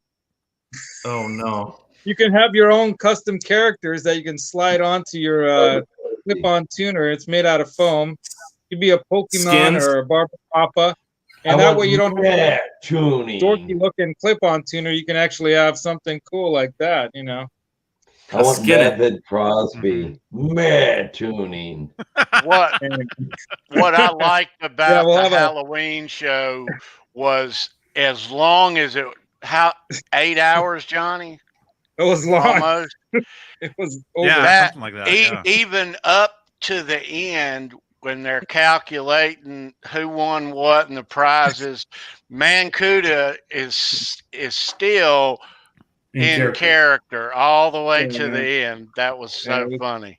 So, John Bull, your vote is for? Like, he's the whole everything. That You was couldn't break hilarious. him. Yeah, CIA he was great.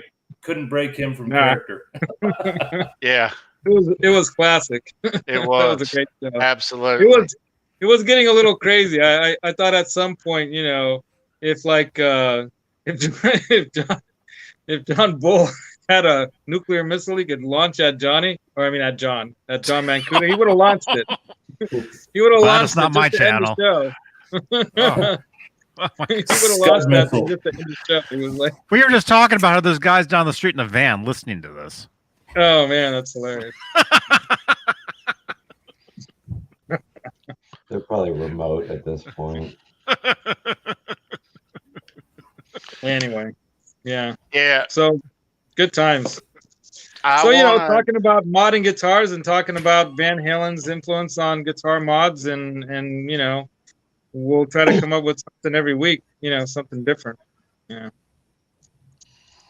So Tony, I see you got is that a 5150 behind you? Not exactly. 84 maybe? Homemade. Oh, there you go. It's got the quarter and everything. Yeah. About 9 years ago now. Oh, that's Nice. cool. Yeah. Awesome.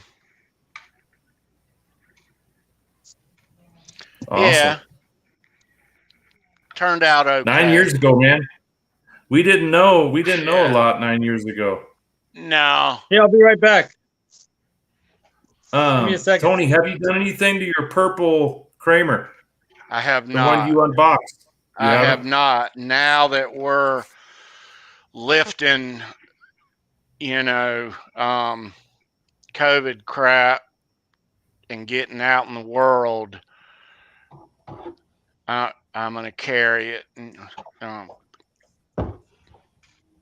get that stuff done. Yeah. Yeah, but no. It's in the rack, so I haven't. But yeah, spring's here, the hip's healed, back at work, Mm-hmm. COVID stuff's lifting. So yeah, it's on my spring list. Yeah. And Johnny, My are you laptop gonna? How's your guitar doing? The Wolfgang, is it getting healed? Yeah. Close. It's been fixed. It's been fixed. It's gonna get the actual decal replaced to it. It's gonna look like brand new. You know how cool? How lucky are you to have a legit decal being put on there versus something wonky that someone made on their printer? That's going to be sweet. That it's done right, you know. So you'll have to do some sort of unveiling when you get that thing back. I think that would be cool. Oh, Johnny's going to have quite an unveiling. I'll be right back. Yeah, maybe I'm a guest. Be quiet about it. No. Yeah. Yeah. That'd be cool. Oh, yeah. It'll quite awesome. A story. It'll be awesome. That goes with this neck. Yeah. Well, it couldn't have happened to better. It couldn't have happened to a better person, and to have what's going on, I think it's awesome. So more to come on that for sure. So super cool. Super cool, man. I'm happy for you.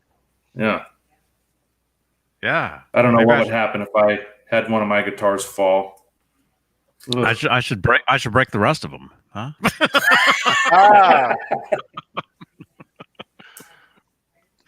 Get them all upgraded. Johnny, you're on to something now. Yeah. Actually, this one's gonna get fixed too. Okay. This Wolfgang here. Here, I'll since we're showing guitars. Yeah, do it.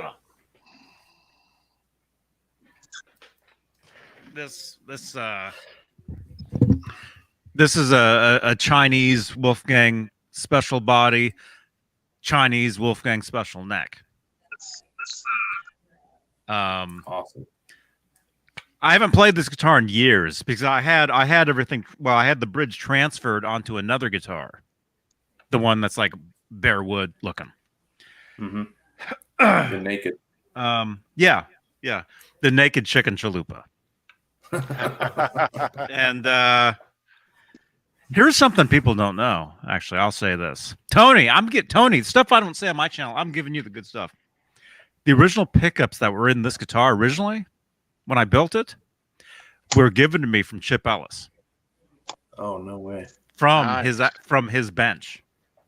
So they were used. They were like test Wolfgang pickups. Nice. And I have them. They're in the cabinet over there. They're not on a guitar currently. But when this guitar gets built, Johnny, you're getting all verklempt. Am I? Who is that? See, I get these text messages. I don't even know who they are. But it's got a cool binding on it. Cool binding on that thing. Yeah. Really cool. It's a great guitar.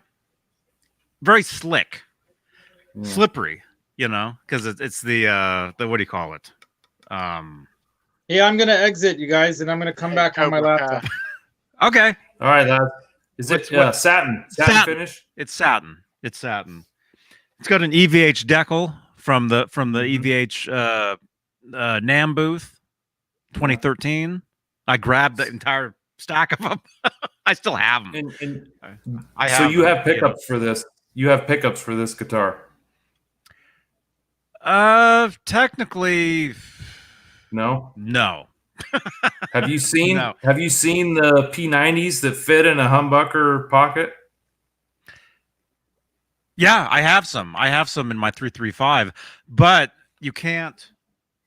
You can only put EVH pickups in Wolfgang guitars because of the size.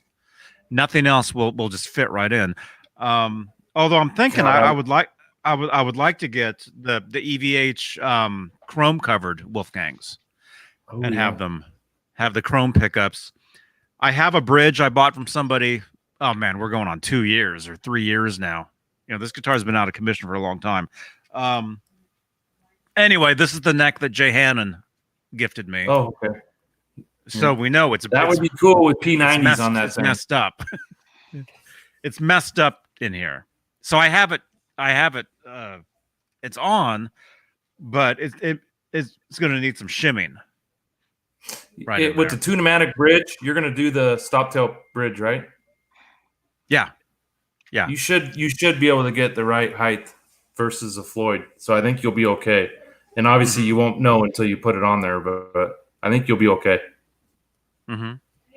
Yeah. So anyway, this guitar is gonna be sent.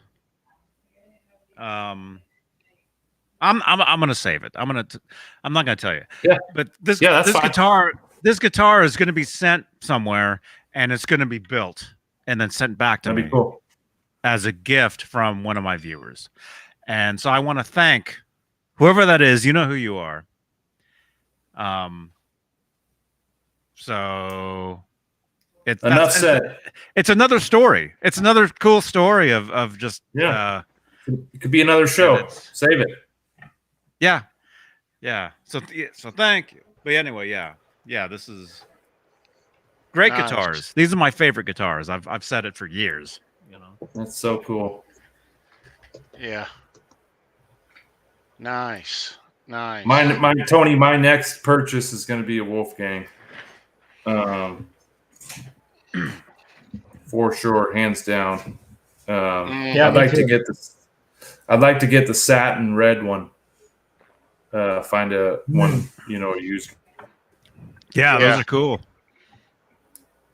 Those are I know. cool. I played all of them. And Rob used to have You know one. what we were talking about? Oh, sorry. Dave, who? I've played them all, man. I've played every EVH guitar there is, and they're all awesome. I mean, there's so many finishes. You can't go wrong with any of them. They're great. Yeah, the one that I want to do, I think you guys saw in the Discord I mentioned, was the Stealth Black Wolf that I wanted to buy, that Wolfgang. But I think the one I saw at the Guitar Center in San Mateo, Johnny, I did that video on that, remember? Way back. Anyway, before Eddie died, and it was like $600-700, and it was one of the, I think it's a special, right? So it's the lowest tier one. And that was the only reason why I didn't buy it, because I thought, I don't want to buy the standard. Tier is the lowest tier. And now I regret the specials. Standard, maybe the one you saw would have been a made in Mexico special. Maybe. Was it? I don't recall, so I don't know if it was called a special or if it was a standard, but anyway, I wish I bought it now. Specials were the lower end, and then they swapped when they went to EVH. They swapped the names, right, Johnny? Yeah. But when it was PV, the specials were the lower end, and then when they went to EVH, they swapped the standard and specials. They swapped. Well, with EVH, so there was always a special. There was always a standard when those came out, but the specials were from Japan and China originally. Yeah, and those are the ones everybody's hoarding now. Right. Those are the ones because that's the good. Everybody's learned. Oh, that's the good stuff, like the Kramer Focus guitars. Everybody's hoarding all the stuff that you used to be able to get because nobody wanted them. Now everybody wants them, right? Yeah, you can't get them right now because you got a big ship across the Suez Canal. yeah, but with PV, the special was the flat top, but it was still USA made. It was a USA guitar, and then they had a PV special EXP, is it? Which was made in Korea. Which were meh, as what's the name would say, meh. They were, not terrible. I mean, definitely upgrade. You would want to upgrade them. Tom, did you get a gift that people made of the Austin Powers in his little golf cart trying to get out, and they put the cargo ship in place? I saw that in my Discord. I saw that. Yeah, I put that on there. I'll have to check it out. I haven't seen that one. Have you followed that story of the ship that's stuck? Yeah, I've seen a little bit here and there. I don't know how that happens. It's funny how that Austin Powers gif always comes back to whatever, Yeah, I saw that. I'm like, what's this? A friend of mine is in that first movie, actually. Oh, really? Yeah, the casino dealer. They're in a casino, but you guys know him as the soup Nazi from Seinfeld. Oh, that's right. All right, that's the same right. dude. You talk about that. Show us, Tommy. Show us your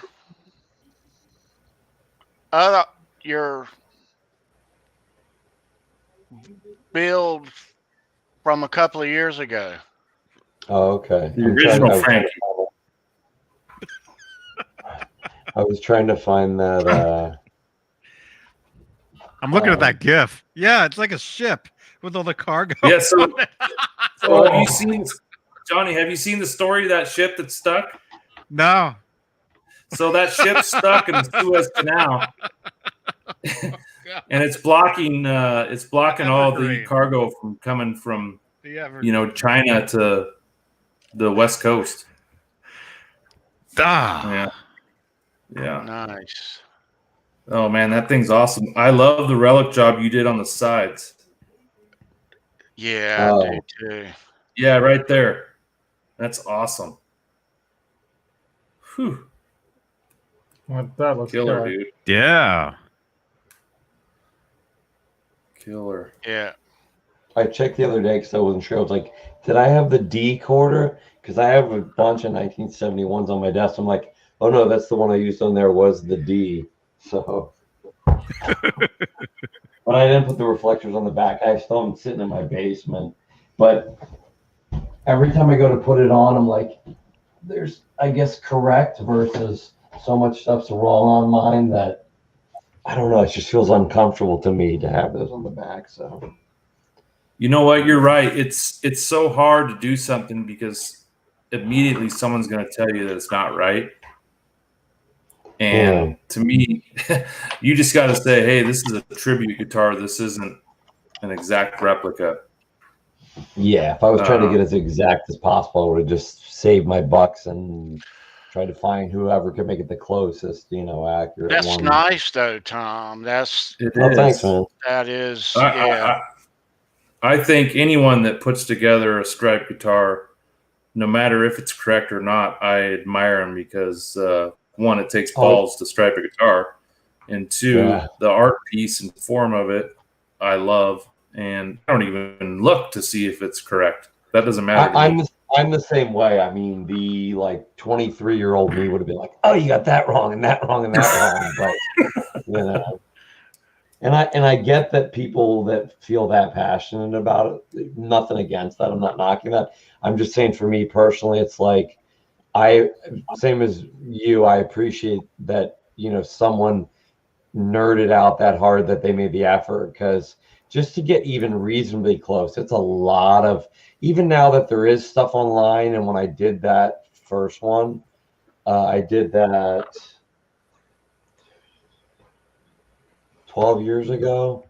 Oh, and dude. There wasn't as much stuff. There wasn't you couldn't just get patterns and exact tape things. I just went off of pictures, still pictures. Yeah. Mm-hmm. Right. You did awesome. That's sweet. But I did it with my son. It was just something to do, you know what I mean? But I appreciate anyone that would put in that much time. I mean, even my neighbor put in he grows his own vegetables organically. So he put in a filtration system where that natural runoff water, our rainwater, will come down, filter underneath and clean it out naturally. I'm like, nice, Yeah.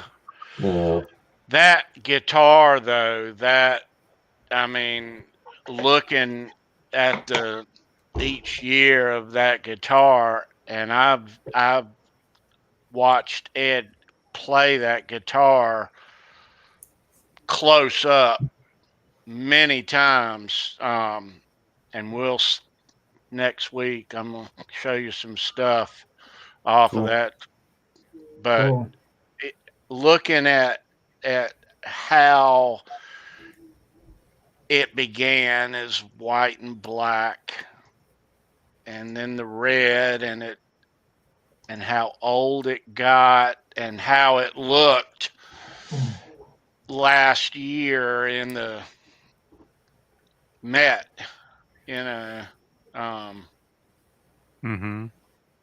You know what, Tony? It would be cool to tally and put on paper or, on computer how many different variations that guitar went through.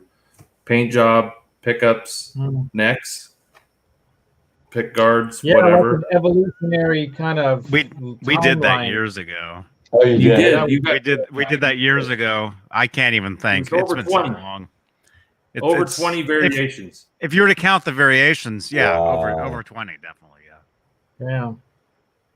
Yeah. So, and really, if you want to go back even further before he painted it white and black, and that's a whole other can of worms on if it was, the natural unpainted Strat version, or if it was the black Strat, which I believe was the black Strat because it had that same mark on the larger horn or the smaller horn.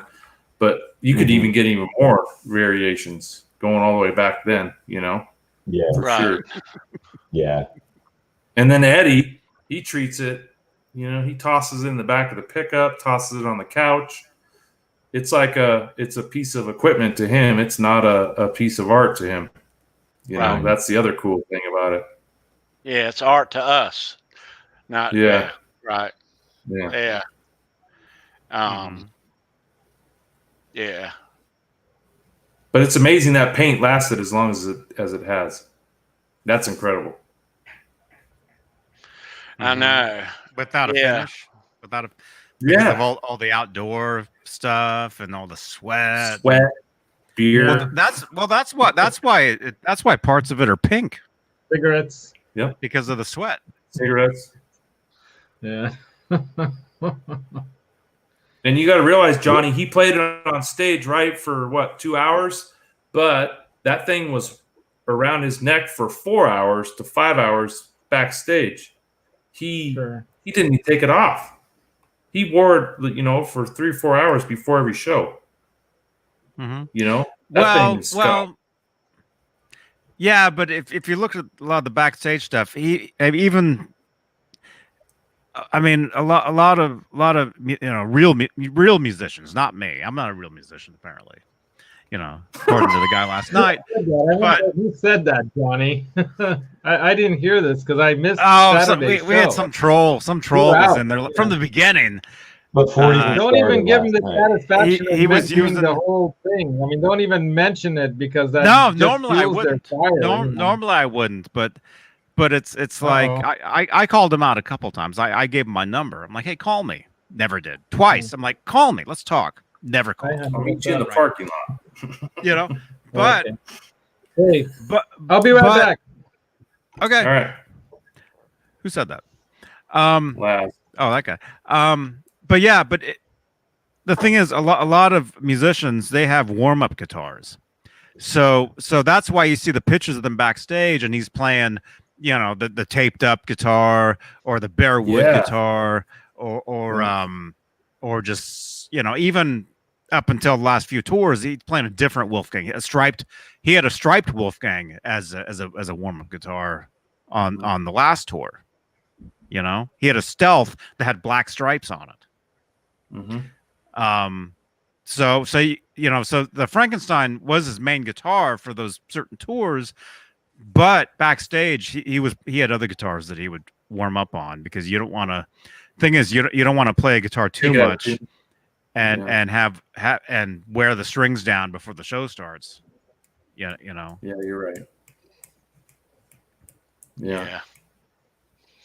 Yeah, it was weird looking at him play that guitar for so many shows that I was at. And then one day, 1984, there he is. He's got new guitars. What the hell? Yeah. I didn't know what to think. I was like, oh my God, what is this? Yeah. That guitar? Yeah. Yeah. That's not even it has the decals on it there, but yeah, there was earlier shots of it without it. That's cool. That's my favorite guitar, man, ever. Oh yeah, me too. Yeah, the body one, right? I love that. Huh? That's the boogie body ones, right? The 5150s. No, it's a Kramer.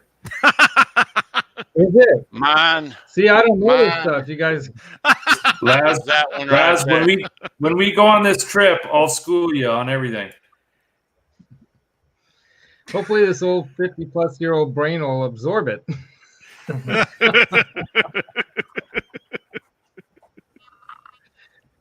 Well, I wasn't looking that close. I should have known by the headstock, right? Yeah. You should have known by the stripe patterns. Yeah. See, yeah, I don't even know. You have a lot of stuff to catch up on, man.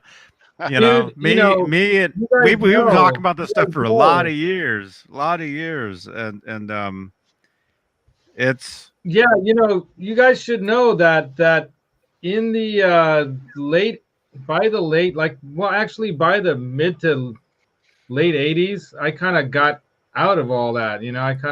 I went the alternative rock route. And so I really? like Johnny. I like a lot of different kinds of music. So I didn't just focus on one band or one dude. And, I did too, but I don't admit it. Well, I'm an honest guy, though, Johnny. Yeah, I know. No, no. But really, I've never seen Van Halen live. Unlike you guys have all seen Van Halen live, I'm sure at least 10 times or more.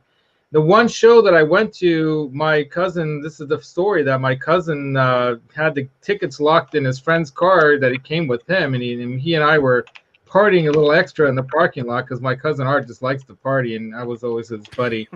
And we got locked out of the concert. The concert tickets was in his buddy's car. I wanted to break the window to get in. He's like, no, and we were like, actually, this guy's a big 6'6" like football player, dude, and we were wrestling on the lawn at Shoreline, Johnny. You know Shoreline.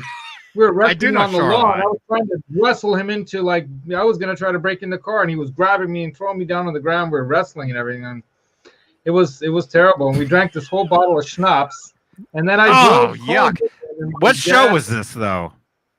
Was this Counting Crows? No, man. This was before. This was early. Counting this was Crows. early Sammy days. This was early Sammy days. They're This from was here. maybe I think they're 84, local. 85. It had to be 85? 85. Yeah, because my dad's brown station wagon, the Chevy station wagon that used to be my grandparents, he had that car then, and then they got rid of it. And so he only had it in like 84, 85. Yeah, it was that period. So I don't know what era, that was obviously Sammy era, but I don't know what concert that could have been, but it was a Shoreline concert, so it's probably No, it's easy before to look Sammy. That 85? 84, 85. 85 was before Sammy, before the Republic. Yeah. All right, so maybe it was the first Sammy show, then maybe like right around 85, 86 then. When did Sammy come on? Might have been 86, their first but show. they didn't. I don't know if they played Shoreline. They played Cow Palace. The very So this end is the of 5150, Shoreline show. I their don't know last when it show was. was Cow Palace, which is San Francisco. Wow. Oh, it's in the book. Oh, there you go. Yeah, Kurt. Kurt's the new John Biel. Shoreline, you said? So it had to be mid 80s, and it had to be one of the early see that Sammy picture? shows. There's that Strat right there, Johnny. Oh, that's There bitching. you go. Yeah. There you go. I don't think that's the Frankenstein though, because when Eddie got that guitar, it was raw wood, and this is a Sunburst. Yeah. So I don't think it's that one. It's possible he painted it black, and it might be the black Strat. Supposed to be a 61, that Sunburst one, right? Yeah, so one of his Strats that he has from those days has a scuff right here. And that same scuff is on the Frankenstrat and the white and black. Right. So if you see the black or Sunburst Strat that he has, it has a scuff mark there. I don't know if it was an oil mark that never took paint, or if a knot that wouldn't take paint. But have you seen that, Tom? Who's that? I know what you're talking about. I mean, it's tough because I'm always very careful about making Who is that? assumptions because of That's Mona. Oh, The Cabo. That's a Wabo. Oh wow. nice. She was talking to Dugan. She was talking, and I walked up, and actually a friend of mine was in a band with her at this time. Wow, cool. So my in was, hey, I know so and so, that the guitar player in the band that she was in. That's right, Lenny Lou. Lenny Lou knows everything, man. Can't Oh, believe Lenny it. Lou's awesome. But it's tough because then you could just say, did he do that on every guitar back then because he was hitting it on a cymbal? You know what I mean? Right. Oh. There's different things you can say, but I did notice that it's What's odd is interesting it's on all three guitars. Yeah, but I don't know. If he were alive today and you asked him, I don't know that he would. So you see that right there? Yeah. See that scuff mark? That's on the white variation and the red one. Same spot. I'll find another one, Tony. And that's the Sunburst guitar? That's the Sunburst. Interesting. But look, is that a reflection of his shirt? Or is the back of it all unpainted?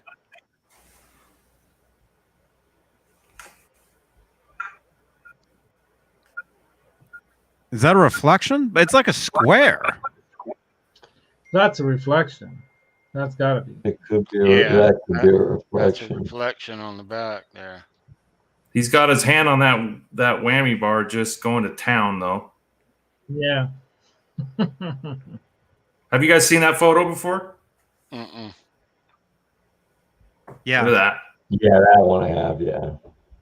All right, let me find another one of the white and black with that same scuff mark, and then I'll find the red one. If you guys want to nerd out for a little bit. I got so many pictures, it's ridiculous. Need a bigger phone.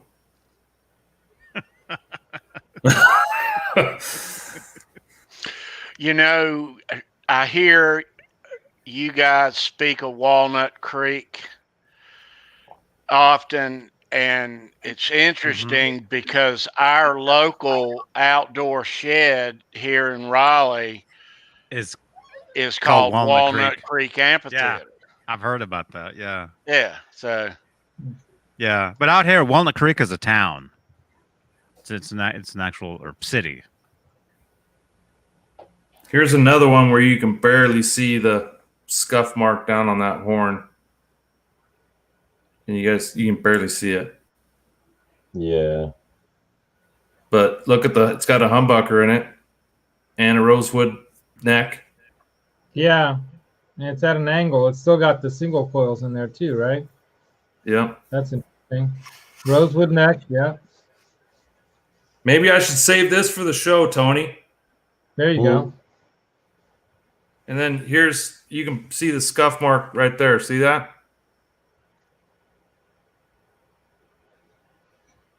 Yeah. Unless maybe his arm wears that spot out. Here's another one. Maybe that's where he puts it against a rack or something. Right. See that? If it's That's what I subsequent think. if it's subsequent layer of paint, it would happen to any guitar you put in that same spot.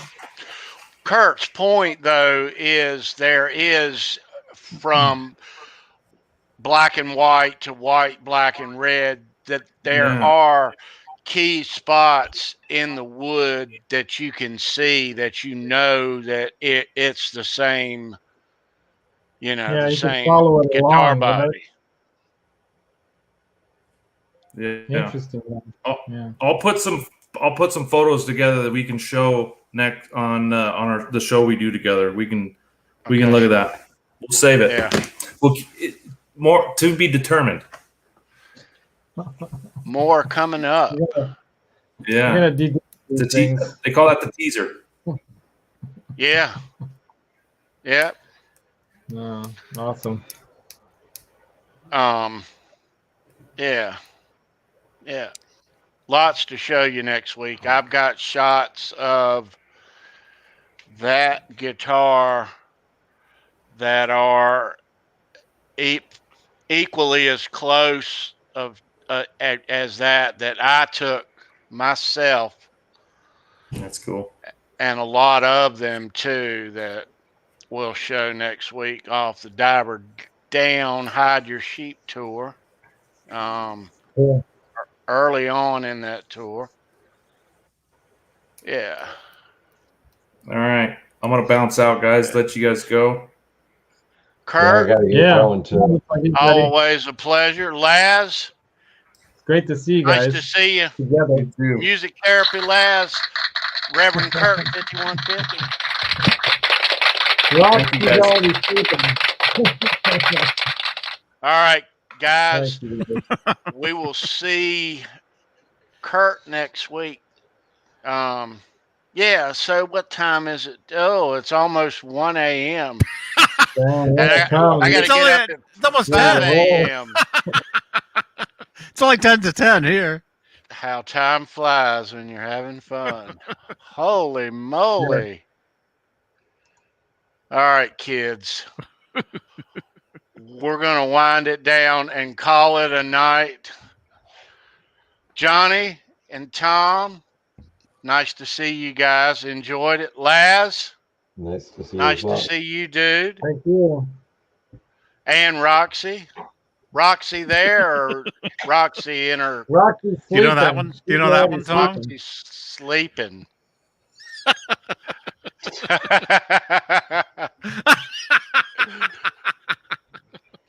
Yes, it is late.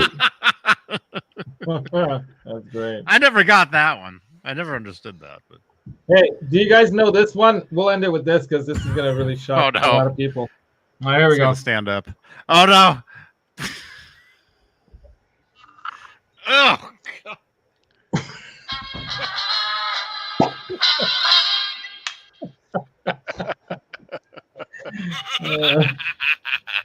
Vertical smile. Oh, look a little closer there, Tom.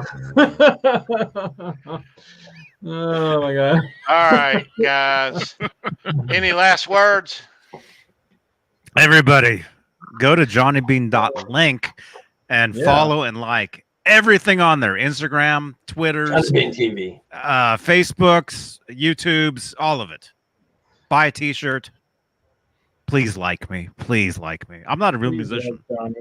I need likes. Right, Neil? All right. How about you, Tom? Any last words? That says it all. Right, Neil? I'm good. All right. All right. Join me and Kurt this Thursday at 6 p.m. apparently for the Mod Squad new show. Yeah. 6 p.m. Thursday Pacific time. All about guitars, modding, and EVH and everything else in between. Cool. We will definitely check it out. Yeah. Everybody, we appreciate you watching. Thanks so much. Leave a thumbs up on your way out and subscribe if you're not already. Show me your pick Saturdays, 9 p.m. Eastern. Yeah. That's right. Right there. There's my pick. Right for Saturday night. I don't have one yet. I'm not a real musician, guy. I'm not either, but I got my own picks. And I'm endorsed. For not being a real musician, I have an endorsement for guitar picks. There you go, man. So weird. That's a real musician if you ask me. It doesn't make sense. Johnny walked in with a mask on and he was like, "Give me a pick endorsement." Like, fake beard. Or else. Rock on, all right, man. guys. We will see you guys next week right here. Halenville Live. Thanks so much. Have a great week. Be safe.